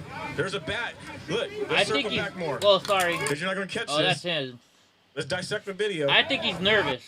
What's that? That's so we have this here, bear mace or pepper spray, whatever you want to call it. Here's a bat. There's a nightstick right there, an asp. So there's 3 weapons. Already 3 weapons right there. They're throwing stuff at the car. Boom, boom, boom, boom. 1, 2, 3, 4, 5, 6. Something just threw at his car. He comes back around. He's looking at his window that he just broke. They're throwing. Oh yeah, they broke his window. See? Something. Hey, get away from me! He's telling him to get back. They broke his window. He has the gun out loaded. On the ground. Yeah, get on the ground, bitch. Now they're cursing at him. Yeah. I'm not sure if he got arrested or not, but Proud Boy. Do they? We'll find out. We'll find out. hold on, Bachelor.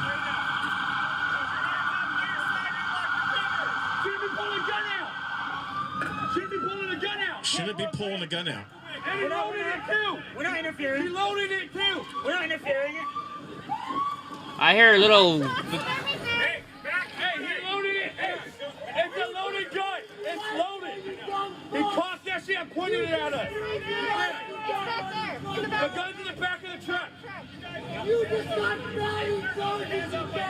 Yeah, you dumb motherfucker. Hold that American flag. Hey, watch out. You fucking dumb fuck. Oh, there's SWAT. Shouldn't be pointing guns at us that high.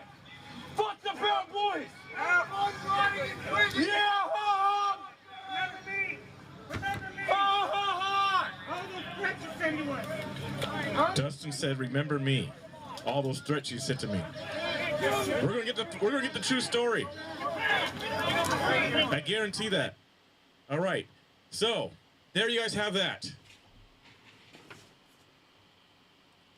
And guess what? Jeffrey Epstein's longtime. No, not that. I don't know. We're not talking about Jeffrey Epstein tonight. Nope, that's not what we're doing. We're not talking about Jeffrey Epstein. What we are going to do is bring somebody on the phone. Hello, sir. Are you there? Yes, I am. How are you doing? I'm doing pretty good. So, people, I'm not going to say the gentleman's name who is involved in this. I'm not going to release his name. He's not going to say it.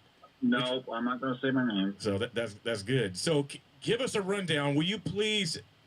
What happened that day? What was going on? Why did they? What happened? Because obviously this is only 2 minutes of a video. Okay. So go ahead. Tell us, please. Sunday, I'm on my way to church. The lights turned red. I looked ahead of me, saw a whole bunch of people. Didn't think nothing of it because all my Trump bumper stickers are off my truck. All I have is American flag on there and Trust Jesus bumper sticker on there. All right. I don't have no red, white, and blue. I'm not thinking too much about it. One guy in the crowd pointed out my truck, and I thought, well, that's not I was. Then they all looked at me. I'm not a member of the white boys or Proud Boys, whatever they are. Wait, hold on just white a second. boys. Now you just got through saying, and you didn't even get their name right. You said you're not a member of the Proud Boys, White Boys, or what? I'm a Christian, and I'm not a member of any club. I fly my flag because I'm an American and I love my country. I don't have my so I saw them. Then they all looked at me, and then they all started running towards me, and things were hitting my truck. I'm freaking out. I see someone busting out my tail light. One of the windows on my truck got broken. Then I freaked out, and I thought to myself, am I just going to sit here, or I have my gun on me? I always have my gun on me. I'm licensed. I thought, I got to do something. So I got out of my truck. I put a shell in my gun. And I walked around the corner to see the damage that was done to my truck. I told everybody to get away from my truck. I don't need that. We heard you say that. Then you kind of like walked back around to the driver's side. I walked around, and when I turned my head to look back at the crowd, somebody sprayed me, and then I couldn't see nothing. I was in shock, and I couldn't breathe, and my eyes were on fire. And then the police showed up. It's a pretty scary thing to have that many people attack you. It's like something you see in a movie. It was like, I freaked out. They put my gun in the back of the truck. They made me lay down. I had a pair of brand new jeans I put on, and I didn't want to get them dirty. And my eyes were burning. I went down, and it happened so fast. I couldn't get out of there because my truck was too close to the car in front of me, and there was a car behind me. So, and I didn't think about getting out of there. I didn't think nothing was wrong. All I had was American flag that they could see. I really wasn't concerned about it. I had Trump bumper stickers all over my truck a few months ago, but that didn't work out for me. I got ran off the road. I've been spit at. I've been had things thrown at me. I've been flipped off. It just was too much drama. So I took my Trump bumper stickers off and put American stuff on there. Bullshit. All the military. I have a Trust Jesus bumper sticker on there. I have the American flags on there, and that's not so bad. People are not so hard on me on that one. Are you hearing me? I'm hearing you. Yep. So I wasn't. So then that happened, and I put my gun in the car. They handcuffed me with those plastic things. They went and talked to the cars behind me. And I think is what happened was when the cars behind me told the story, the police officers come back to me, and they were very nice to me because they told what happened. Are you following me? Yeah. They told the cops what happened, and then the police were nice to me. They helped me get up. They cleared the crowd away from the truck, but they weren't all.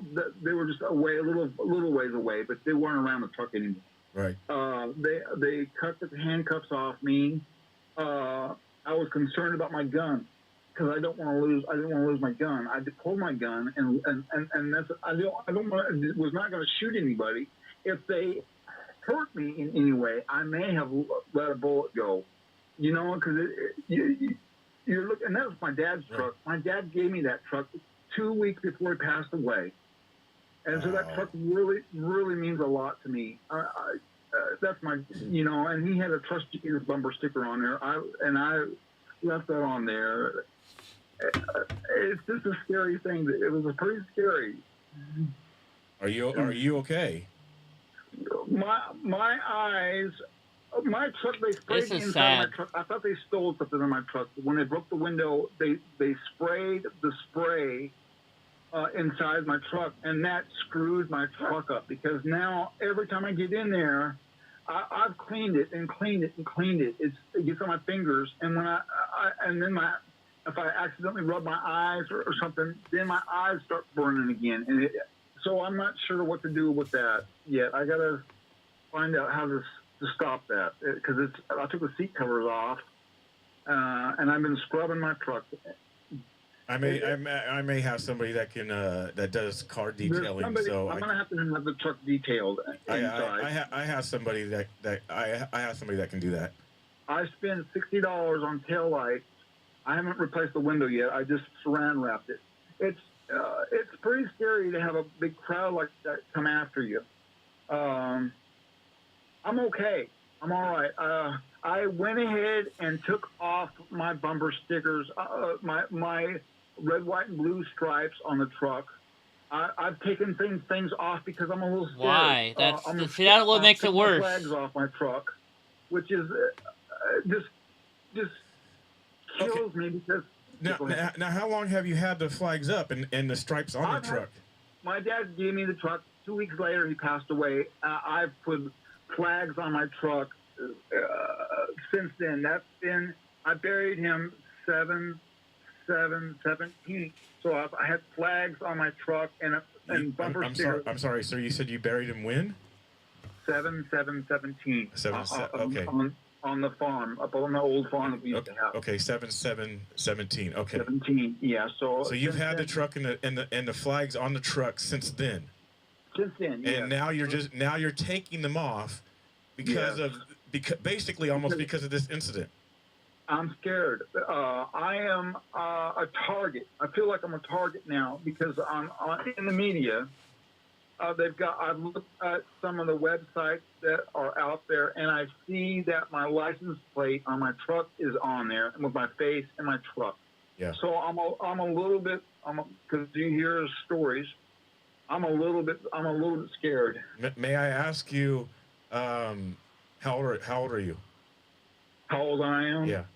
I'm 56 in May. So if you want to send me a present, you can send me a present. May the 24th.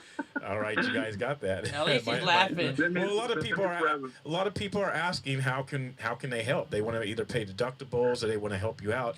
I don't know if you have anything set up. There's nothing you can do. I mean, it's just $60 for the taillights, and I don't know what the windows going to cost me yet.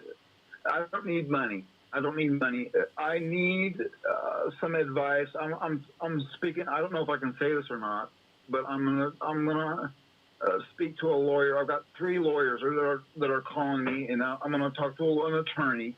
And I don't know if I have grounds to do anything, but I need to speak to somebody that knows more about this than I do.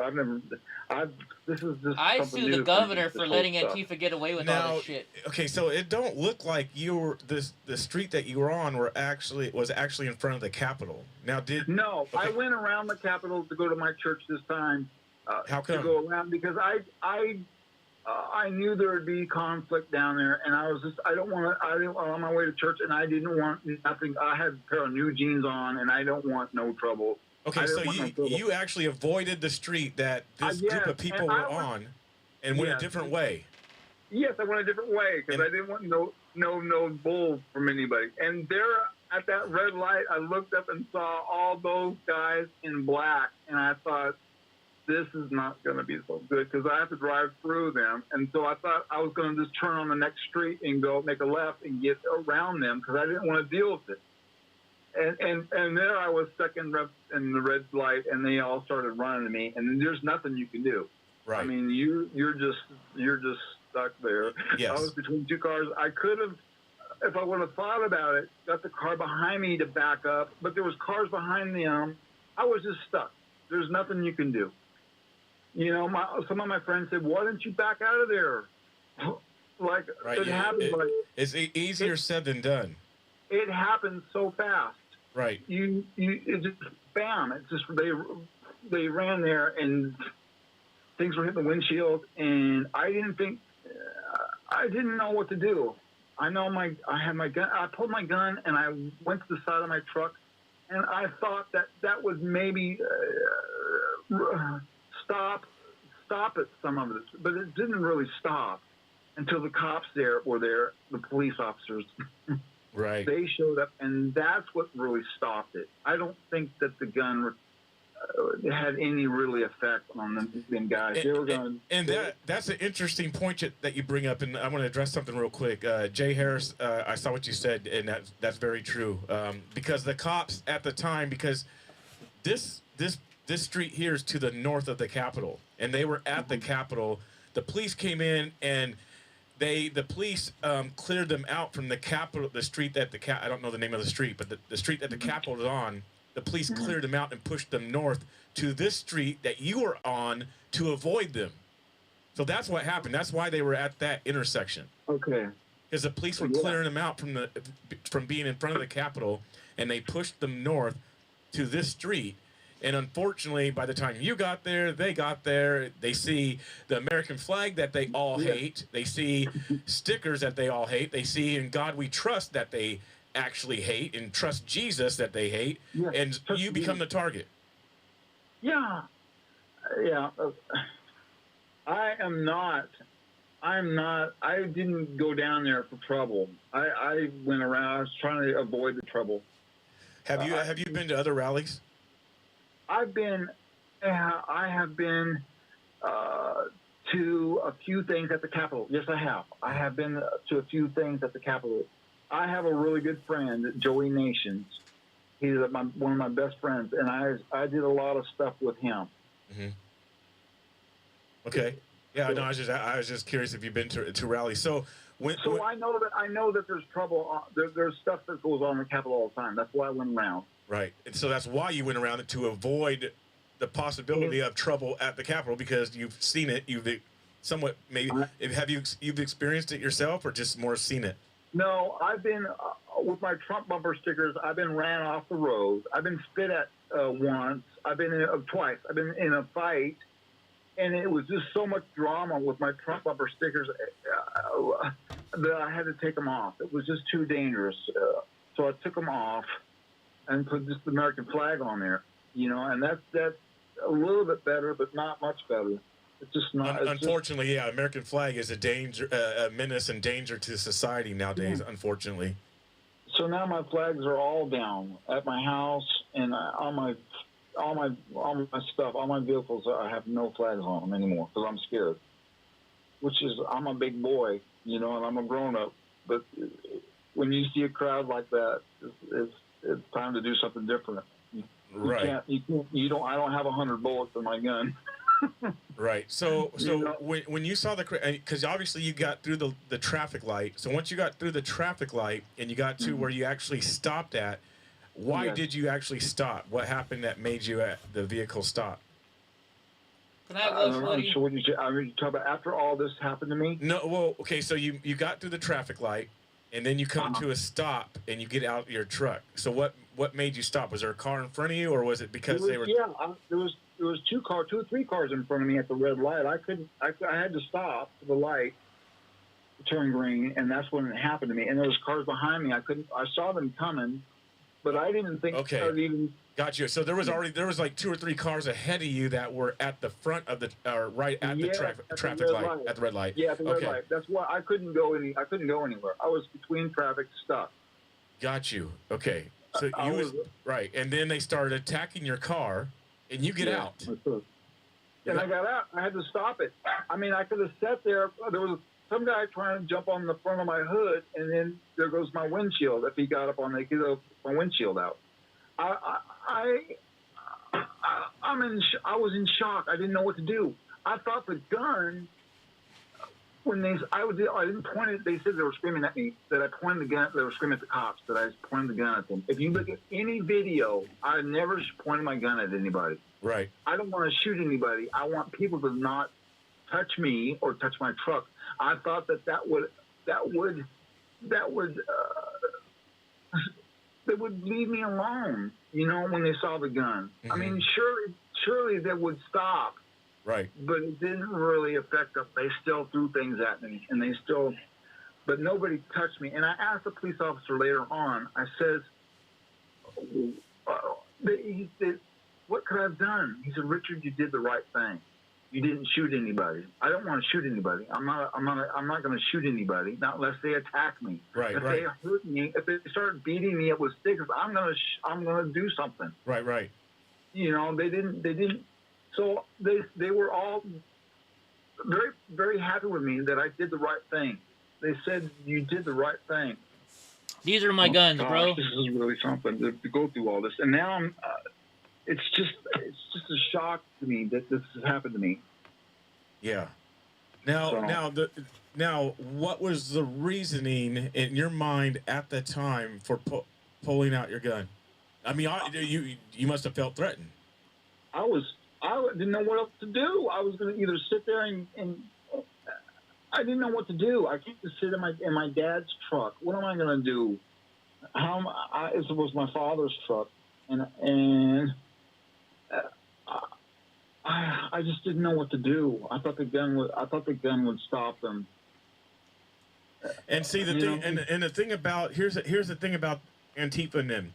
They know gun rules. They've seen all the chuds. They've seen all the Patriots. They've seen all the Trump supporters. I'll take it. Always show up to these rallies with guns. They're not afraid of guns, unfortunately, at this point, because they've done seen them all. Because everybody likes to display their little dime pieces and what they do to their guns, so they know that no one's going to shoot them. They know that, so they're not afraid of a gun. So, like you're saying, go ahead. Let me say another thing. Do you know that if I would have shot somebody beating me up, that there was? I also thought later on, I thought that there was a chance, because you are all those people out there. You tell me that there's not one of them has a gun. Some of them have guns out there. Yeah, if I would have shot somebody, I would have been shot up. You know what I'm saying? Right. So you can't outshoot 100. Hey, did you guys see Johnny Yuma's latest photo? You guys gotta check this out, man. Johnny Yuma's a freaking beast. He just put this in our Telegram chat earlier. Hold on. Freaking look at Johnny Yuma. That dude is a freaking beast. Sorry, I just had to show that. People. So you can't do nothing. There's nothing you can do about this. Right. So when you went down to the ground and the police had you down, apprehending you, I saw you wipe your eyes. I couldn't get down on the ground because my eyes were burning so bad that I couldn't. I was trying to hold my eyes and trying to, and then I couldn't lay down flat because I was trying to hold my eyes. I told the officer, my eyes are on fire. My eyes are on fire. I had to hold my eyes. And then I had, this is going to sound goofy, but I had a pair of brand new jeans, expensive jeans that I have on. I didn't want to get them dirty. Right. I didn't want to get them all dirty, and I couldn't lay down. Yeah, you mentioned that. You like those jeans, huh? What were they? They were a carbon. What do you call them? They were expensive jeans. I think I paid like $60, $50 or $60 for them.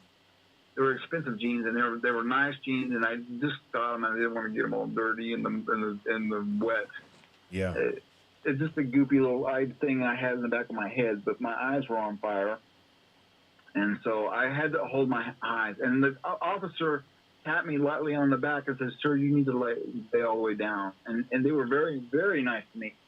I went to the police station to get my gun, and they were very nice to me down there because they know what happened. Because when they talked to the people in the cars behind me, they got the truth. They got what happened. Right. You know. Right. So they were very happy with me. Well, I'm good. And I'm sorry that we're happening, that we're going through this again, and bringing up the memories and the thoughts of it. I'm sure it's difficult for you. All right, this is heartbreaking, guys. I can imagine because I know what it's like. It is heartbreaking. Let's see what's going on over on PT News. Let's see what Adam's doing. Like last year, she finished her second. She did Spanish too. She's done, right? She literally remembers nothing. I said to her the other day, I go, all right, well, but you have to know a little bit of Spanish. She swears. She goes, I don't know anything. I go, what's queso mean? What's going on over here? She goes, queso, I don't know Spanish. She has no idea what queso means. I'm like, wait, this is who's going to take care of us. These are the people who hate old people. Queso, I don't know Spanish. That was last year. I don't need to know it anymore. I'm like, queso. It's just I don't know if Rob is on. Queso. Oh, it's so frustrating. And I love her. I just want to smack her right in the forehead. I got bored with I didn't get bored with it, but she did know Ola though, so I felt better about that. I will say it's gonna be nice that I don't have to. My kid's gonna know Spanish. That's like one class I know who'll always pass. Like oh god, yeah, Mateo, he better. Oh yeah. Oh, I mean, so my wife. I think Cheech and Chong that Jason song. tries to talk to him in Spanish most of the time. I think every time I hear her talking to him, she's talking to him in Spanish, and I talk to him in English. So he's probably not gonna talk for 3 years, but. Dave's not here, man. Hopefully he speaks both. I don't know. We'll see. We'll find out. Hopefully. What if he just spoke Spanish? Just only Spanish out of nowhere, and he just didn't speak any English. Yeah. I wonder if just just never. Yeah, be like, hey Mateo. Like, what if he only responds Hola, in papa. what if he only responds in Spanish? You guys want to see if they're he on? He understands it perfect. But he only speaks in Spanish. I'd be screwed. I'd be like, no. You say hello. He'd be like, hola. Hello. What was it? Up in Smoke when Cheech sings that song and he goes, Mexican Americans don't do their homework. Yeah, that was Up so in they Smoke. Take Spanish and get a B. Yeah. I love that. It's so true. But she's done. Like she did her 2 years. She's done. Yeah, she does not remember anything. Yep. Yeah. And I try to tell her a little bit here and there, but she, I brought up the queso thing. I'm like, how could you not know that? Like, all you eat is cheese and chips. You should know let's queso. see. She's ordered it. She's got to take care of me? No, I never seen that, Jim Bob. Oh, God, no. Liam. What if I want queso? She'll have no idea. She's going to go, die. Okay, so I got you Wendy's instead. Queso. Let's see if they're on. I don't think they're on anymore. I don't know. It's 9 o'clock at night. They're probably not on. What did I do wrong here? We can see if they're on. No, they're not live right now. Nope. Not on. Let's go check out Twitch. Let's see who's on Twitch. Let's see if we can find any action going on over there. Maybe I can get a strike from that little whatever you want to call that thing again. I don't know what you want to call that thing. One of all the channels that I'm kicked off of.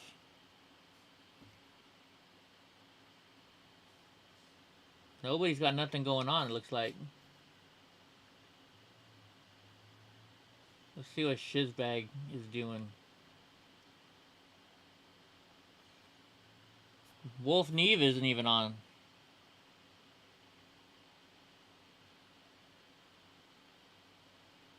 Oh, he's not doing anything. Oh, wait a minute. You know what? Brandon did something today. Let's go back. I'm pretty sure Brandon did something. Dude, what is up with my internet today? Why is this popping up? This is a long time ago. When I went through the chop zone. That's weird. Ellis County. Oh, that was 2 years ago. Let's see. I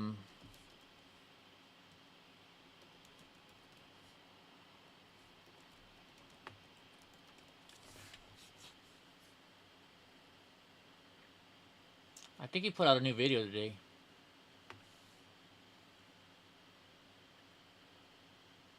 Come they want to kill me. I'm trying to sell him some chicken. I'm gonna fucking hell around here, man. This is sound put up. Well, now I'm gonna be right on me. I ain't serving y'all no more, man. Y'all don't deserve it. You don't deserve it. You need your ass killed around here.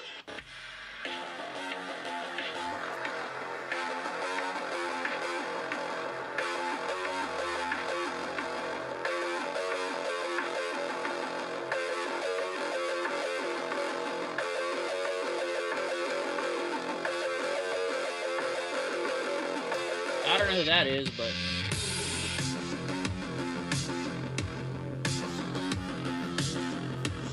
that was different.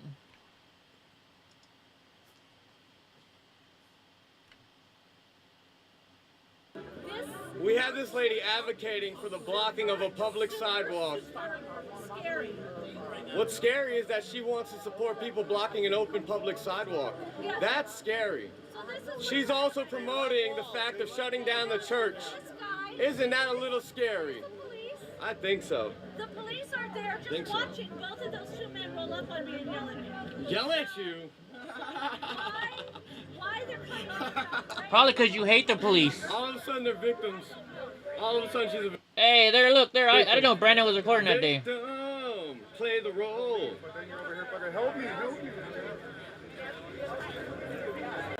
I see you're pretty gangster. Well, I'm pretty gangster too.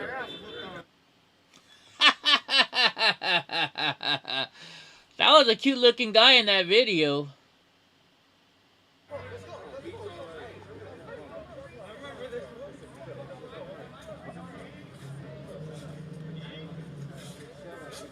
Is this 360 footage? No.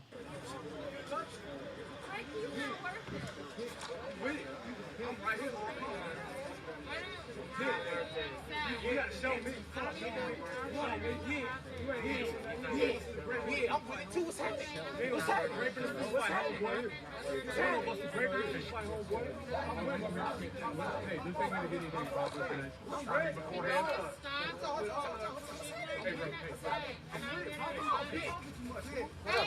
You put up, man. Look at that. That shit pussy. That shit pussy. This must be from liberal videos, because they're not showing any faces. Walk this way, though. Walk this way, though. Walk this way, though.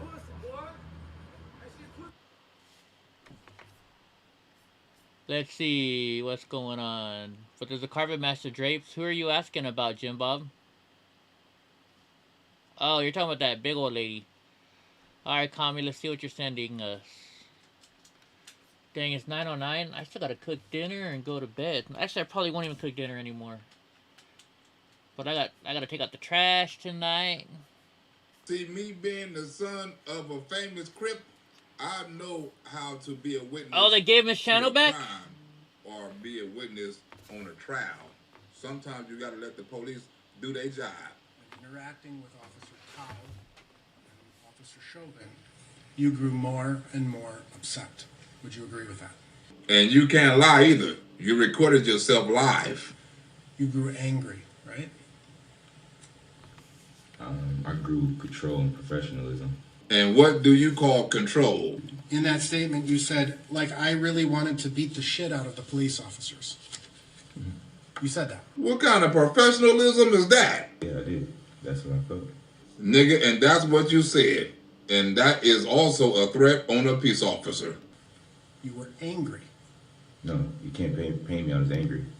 Nigga, you painted yourself as angry, and you had the brush to do it with.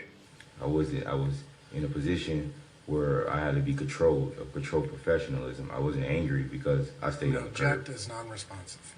Overruled. That means, nigga, you're lying. Next! You started calling them names. Yes? Yeah, you heard that. Yeah, you heard the video. Damn, you was calling them the type of names my grandmother reserved for her enemies. You call them a tough guy, right? You watched the video. That's what my grandmother would call you before she slap you. You'd call him a real man, right? You watched the video. Is that a yes or a no? You do have to answer the question yes or no based on what he's asking. Because you saw the video ain't the correct answer. You called him a tough guy. I did. You called him a real man. I did. You called him such a man. I did. Now we getting somewhere. You called him bogus. I did. You called him a bum at least 13 times. That's what you counted in the video? Here we go with this back to the video shit. Well, I counted. And that's what you got, 13. We just gonna go with yes. And that was early on, right? Those terms grew more and more angry. Would you agree with that? They grew more and more pleading for life. Nigga, that is not the question. Right. After you called him a bum 13 times, you called him a fucking bum. That's what you heard? No, nigga, that's what you said. Did you say that? Is that what you heard? I'm asking you, sir. I'm pretty Did sure you I say did. that? You heard that. I'm pretty sure you did. Nigga, who on trial here, me or you? How you gonna answer a question with a question? I think this nigga done forgot the rule again. You call him a fucking pussy-ass bitch. If that's what you heard. I'm asking you, did you say that? If that's what the video recorded, so I did. Well, what do you recall? You called him a bitch. If that's the video you heard from the video, It's that's a what I yes or did. no, sir. If that's what was heard in the video, yes, I did. Objection. This nigga playing stupid. I would love And to at run one to him one point, day. You said that Officer Tao pushed you. That's correct, though. He didn't. He put his hand in my chest, is what I said. Probably because you keep on approaching.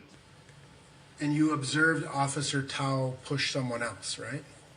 Or feel like he pushed someone else. I didn't let him touch anyone else. So now, nigga, you a lawyer and the police? Do you recall saying, "I dare you to touch This me is like Lionel that? Harris I live swear too." I'll slap the fuck out of both of you." Yeah, I did. You don't say watch the video on that. You remember that vividly. So again, sir, it's fair to say that you grew angrier and angrier. No, I grew professional and professional. I stayed in my body. You can't pay me out to be angry. I think you are doing a fantastic job of that. You were not standing, you were walking around, right? Correct. Patrol. Patrolling, now this nigga security guard. The jobs keep on piling up. And at times, you would go forward towards where Officer Chauvin was, right? Yes or no? Wait a minute, nigga. Did you just admit to going after Chauvin? Correct. And at times you'd walk to the side, correct? And why would you do that? You attempted to walk closer. I stepped off the curb and I stepped back on the curb. Were you supposed to be in the first place? Well, I didn't really get too close to Officer Chauvin, actually. Tao did not allow me to get close to Officer Chauvin. You was saying a whole bunch of shit. Because Officer Tao didn't permit you to go forward. He said step back on the curb. And that's a threat to the police. Your voice, right? You weren't just saying you're a bum. Would you agree with that? You said I wasn't just saying. Right. he was The a bum. tone of your voice. The tone of my voice was loud, so people could hear me, And it grew louder and louder. so I could be heard. Yeah, because you was on Facebook Live. And after Mr. Floyd was taken by the ambulance, you continued to interact with Officer Tao as well as other people on the scene, correct? That's correct. So in other words, you was doing too much. After they retreated, I know they had to retreat. I said what I said. I know they can say more to me. Plus, I wasn't off Facebook Live yet. And you continued to yell these types of things after Mr. Floyd was gone, right? Yeah, because my views were still going up. And I think you said something about hoping he would shoot himself. Damn, that's brutal. No, I didn't say I hope he's going to shoot himself. I said within the next 2 years, you will shoot yourself in your head for what you did. So he just forgot to add the time to the suicide. I didn't say hope. I don't hope death on anyone. The Bible doesn't allow that. Well, did you read the part of the Bible about lying? And your voice was loud, right? Yeah, he tried to intimidate me, so. But you are a karate expert, so that wouldn't work. The officers, most of the officers were on the other side of 38th Street. Me and Tao. Hey, wait a minute. So look under. You can see underneath his shirt. I just noticed this. What does it say? Does it say black something? Or is that Reebok? Standing in front of each other. In a face-off. At one point, Officer Tao goes across the street as well, right? They both had a retreat, correct. And you continue to yell these same That's the types best of quality things. we got. Probably would. Correct, yeah. Yeah, I remember that part of the live. I only remember the parts of the live when I was acting tough. And it was over and over and over and over again, right? Because I wasn't being heard. Well, you should have recorded with a better phone, with better volume. It's a yes or no question, sir. Was it over and over and over again? Yes, because I wasn't being heard. And you more worried about being heard than letting the police do their job. Next! I have no further questions.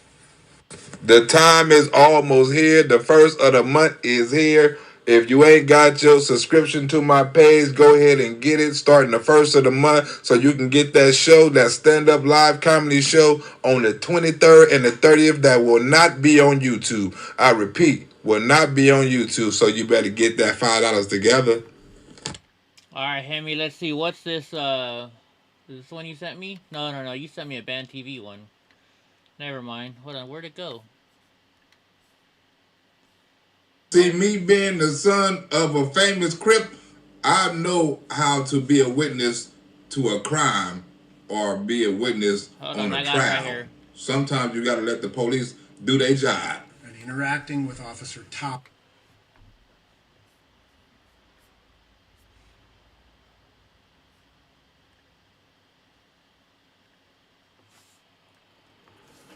Ladies and gentlemen, Owen Schroyer here from Infowars.com, and we are in downtown McAllen, Texas.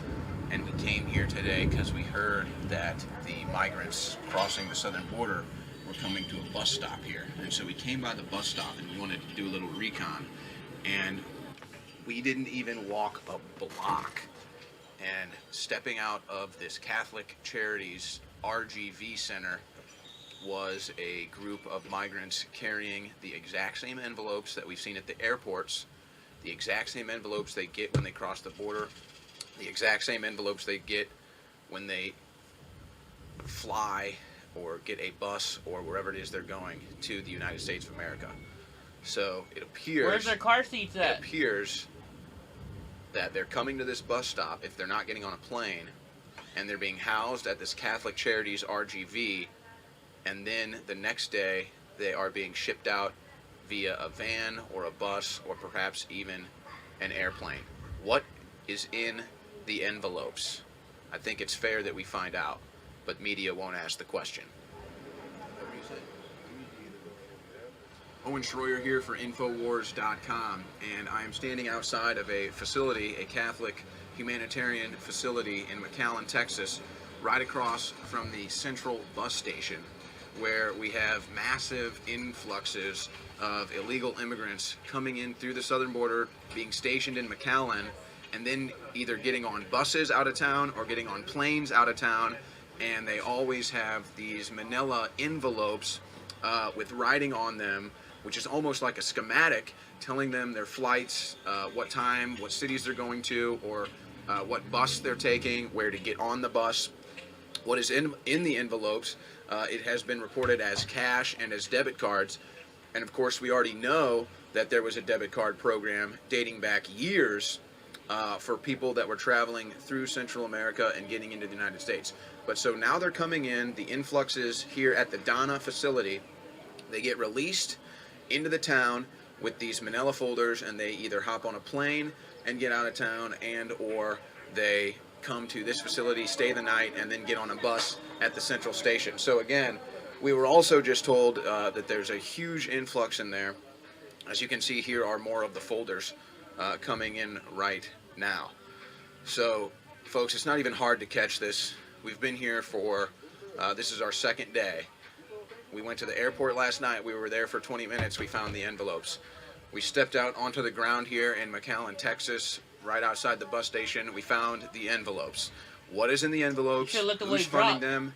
Why are we sending these people into the country when they don't even speak English? We just met a group from Guatemala. They don't speak English or Spanish. Some sort of Indian dialect, we were told, so they could barely even talk to the translator. So this is what's going on here in McAllen, and this is all being done as part of a political agenda to collapse the southern border and collapse the United States into a one-world government, using these poor Central American immigrants as the invasion force and the collapse force. So what we've discovered is going on here is they have stuff like this in every city, especially where they have these migrant detention facilities or wherever the main area they're sending them to. For whatever reason, Las Vegas, Salt Lake City was on the people's envelopes that we saw last night. You know, these people are taking vans and buses going somewhere. It's obviously, some of it at least, is being funded by this Catholic Charities group here, the Catholic Charities RGV. But so this is how it works. So the migrants come in by the tens of thousands. They get processed in whatever type of processing that you can even have with this massive influx at the facilities. Some stay there if they don't have a destination they can go to. If they do, then they take them out. They either take them to a bus station to get them out, or they take them to the airport to get them out, or they have them processed at a facility over there, or if they have to stay a night, they have these Catholic churches and Catholic charities set up, and that's where they stay the night or 2 nights, and then the next day they are bussed out or flown out. So this seems to be the system. So obviously there's Catholic charities involved, there's a lot of funding involved, and this is what they have to do to deal with the invasion that's happening. So there's an entire infrastructure dealing with the migrants coming in, and it's been pretty well laid out so that they can get as many people in as possible. So for all intents and purposes, ladies and gentlemen, as you know, the southern border is wide open.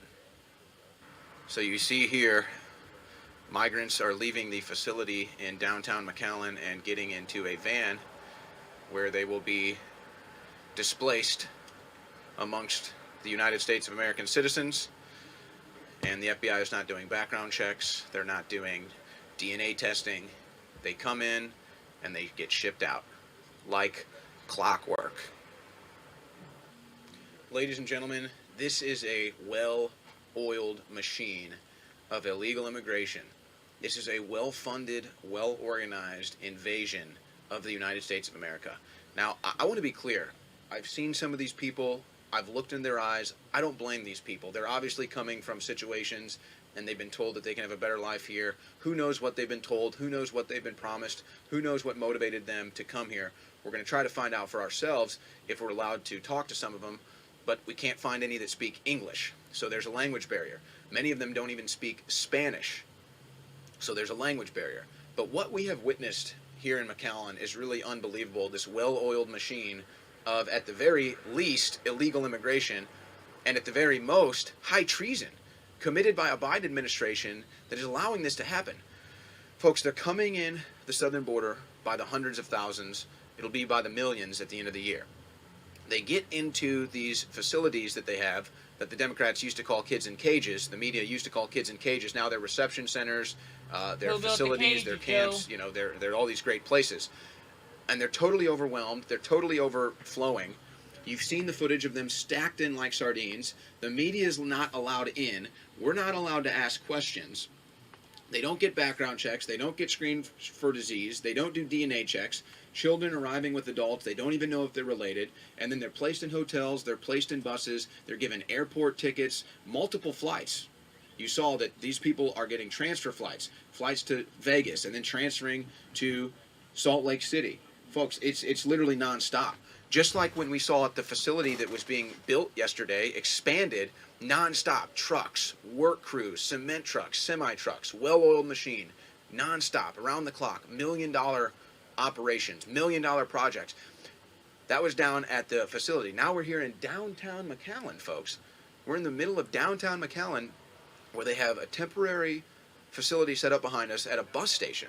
So they come here from the southern border, they come here from the facilities. Some of them stay temporarily at this facility before they get on a bus or an airplane And then others go to the Catholic charity caddy corner to the bus station where they wait overnight and they get food and shelter. And then the next day they get on a bus, they get in a taxi, they get in a van, they get on a plane, and they fly out.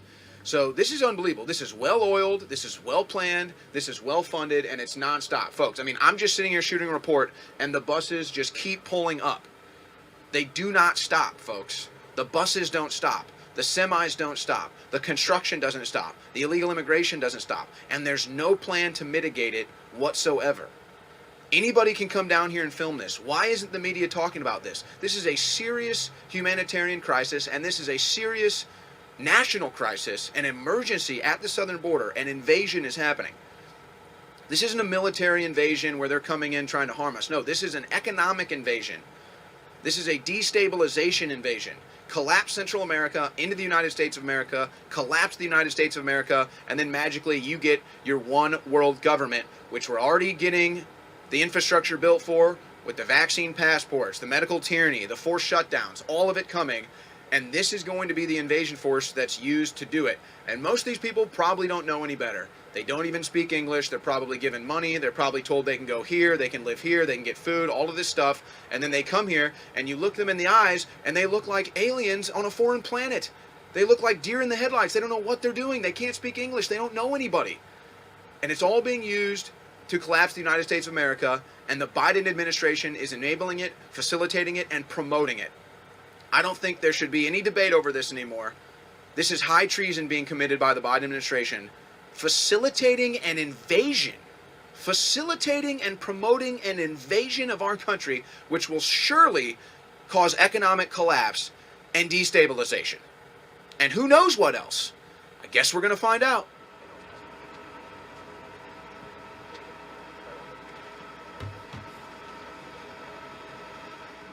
So as you can see, families are pouring off the bus. Children are pouring off the bus. Young children, families, they're getting bussed in here. They're coming directly in from the southern border. They're coming from all over Central America, and they're coming here and they're getting free handouts. They're getting free food, free shelter. This is yet our homeless aren't getting that. multi-billion-dollar operation to invade our country with illegal immigrants. A multi-billion-dollar operation. Most of these people don't speak English. Many of them don't even speak Spanish, and they get here with no prospects and nothing except the envelope that we're still not sure what's in it. And they don't even want the media here reporting on it or filming it.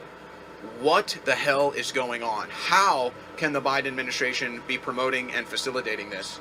How can we, the people, not see how this could potentially be devastating to our country, devastating to our economy?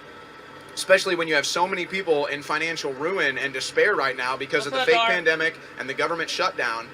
They're not even getting their stimulus money, but this is a multi-billion-dollar, well-oiled machine, an invasion force into the United States.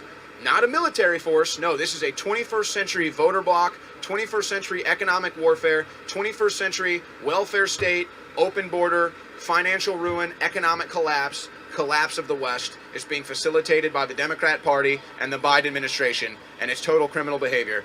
And I don't blame these poor people coming here. They're being used as pawns to collapse the United States of America into a one-world government. But they have no laws. They don't have to follow the laws, and they get free handouts. But you, the American citizen, you're bad. You have to get an anal probe to go through TSA to fly. You have to wear your stupid face mask. You have to get a COVID swab. You're not allowed to open your business. You're not allowed to go to church. You're not allowed to send your kids to school. You're not allowed to work. But oh, you come in from the southern border, don't worry about it. No tests, no masks. You don't have any money, we'll give you money. You don't have a place to go, we'll give you a place to go. We'll give you plane tickets. We'll give you everything you want. This should enrage the United States of America, especially considering we send hundreds of billions of dollars over the course of the decades, who knows how many it is, hundreds of billions of dollars to Central America in humanitarian aid, and then we also fund it on the back end by bringing them in. So why don't we cut all foreign aid if we're going to be bringing all these people in? Or here's a better idea. Stop bringing all of them in, and let's actually try to fix whatever's going on in Central America so that they're not living in poverty and squalor, and maybe we can promote free market capitalism, and maybe they can have prosperity in Central America, have a tourist economy, energy, commerce, all of this stuff, But no, just collapse Central America, communism, collapse it, then bring communism to the United States of America, collapse that too into a one-world government. Folks, this is unbelievable. I mean, it's just like clockwork. You don't even have to try that hard, folks. Just show up here, show up in McAllen, go to the airport, go to the bus stop, go to the border, and you're going to see this massive criminal invasion force being funded by Democrats, being funded by our government, and being facilitated and promoted by the Biden administration. It's really unbelievable to witness this. The buses keep coming, ladies and gentlemen. This is going on all day long. And apparently they're being COVID tested in this facility. Family units are being COVID tested.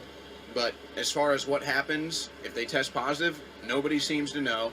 And as soon as they complete their COVID test, they're basically released into the country. They're just free in America now. And they have these caged buses bringing them in, so I guess they would still be technically in detention when they get brought in, but once they pass the COVID test, they're let out on the streets. Now, most people go over to the Catholic Charities place because they can get food, they can get a roof over their head, and then they can get an airplane ticket, a bus ticket, whatever, a ride out of town. But who knows, some of them could just walk out on the streets, and now they're in with the people, and they're just walking around the streets of America, illegal immigration. It's just happening around the clock.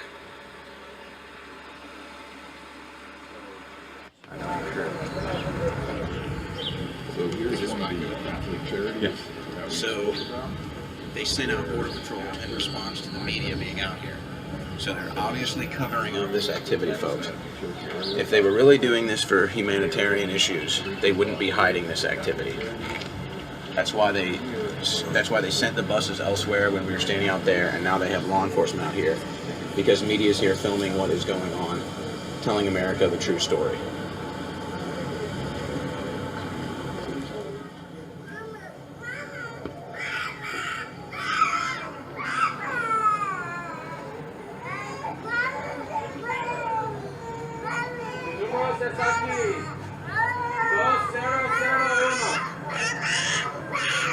Two 001. What does that stand for? Kept saying 2001. Alright guys, it is late. Eddie is tired. And I got some stuff to do. So I'm going to get out of here. But tomorrow we're going to be... Tomorrow I'm going to be live in the morning doing the trial again. And you know what, guys? That's it for me. Thank y'all for being here. Thank you, everybody, for coming, showing some love. And we're going to be getting out of here right now.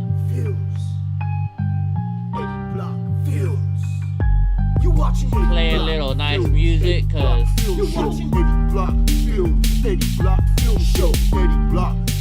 I got my new music. Thank you, Mr. Nice Guy, for making this. Yeah, we watching Eddie, getting facts ready, keeping all the cameras steady, audio ready, so unlock, yep, and unload. Patriots prepare for the Eddie Block Show. Eddie Block Films, Eddie Block Film Show, Eddie Block Films, the Eddie Block Film Show, Eddie Block, Eddie Block Films, Eddie Block, Eddie Block Films. Alright guys, see y'all tomorrow. We are out of here. If I can hit the button. There we go. Doesn't want to work for me. Trying to bounce.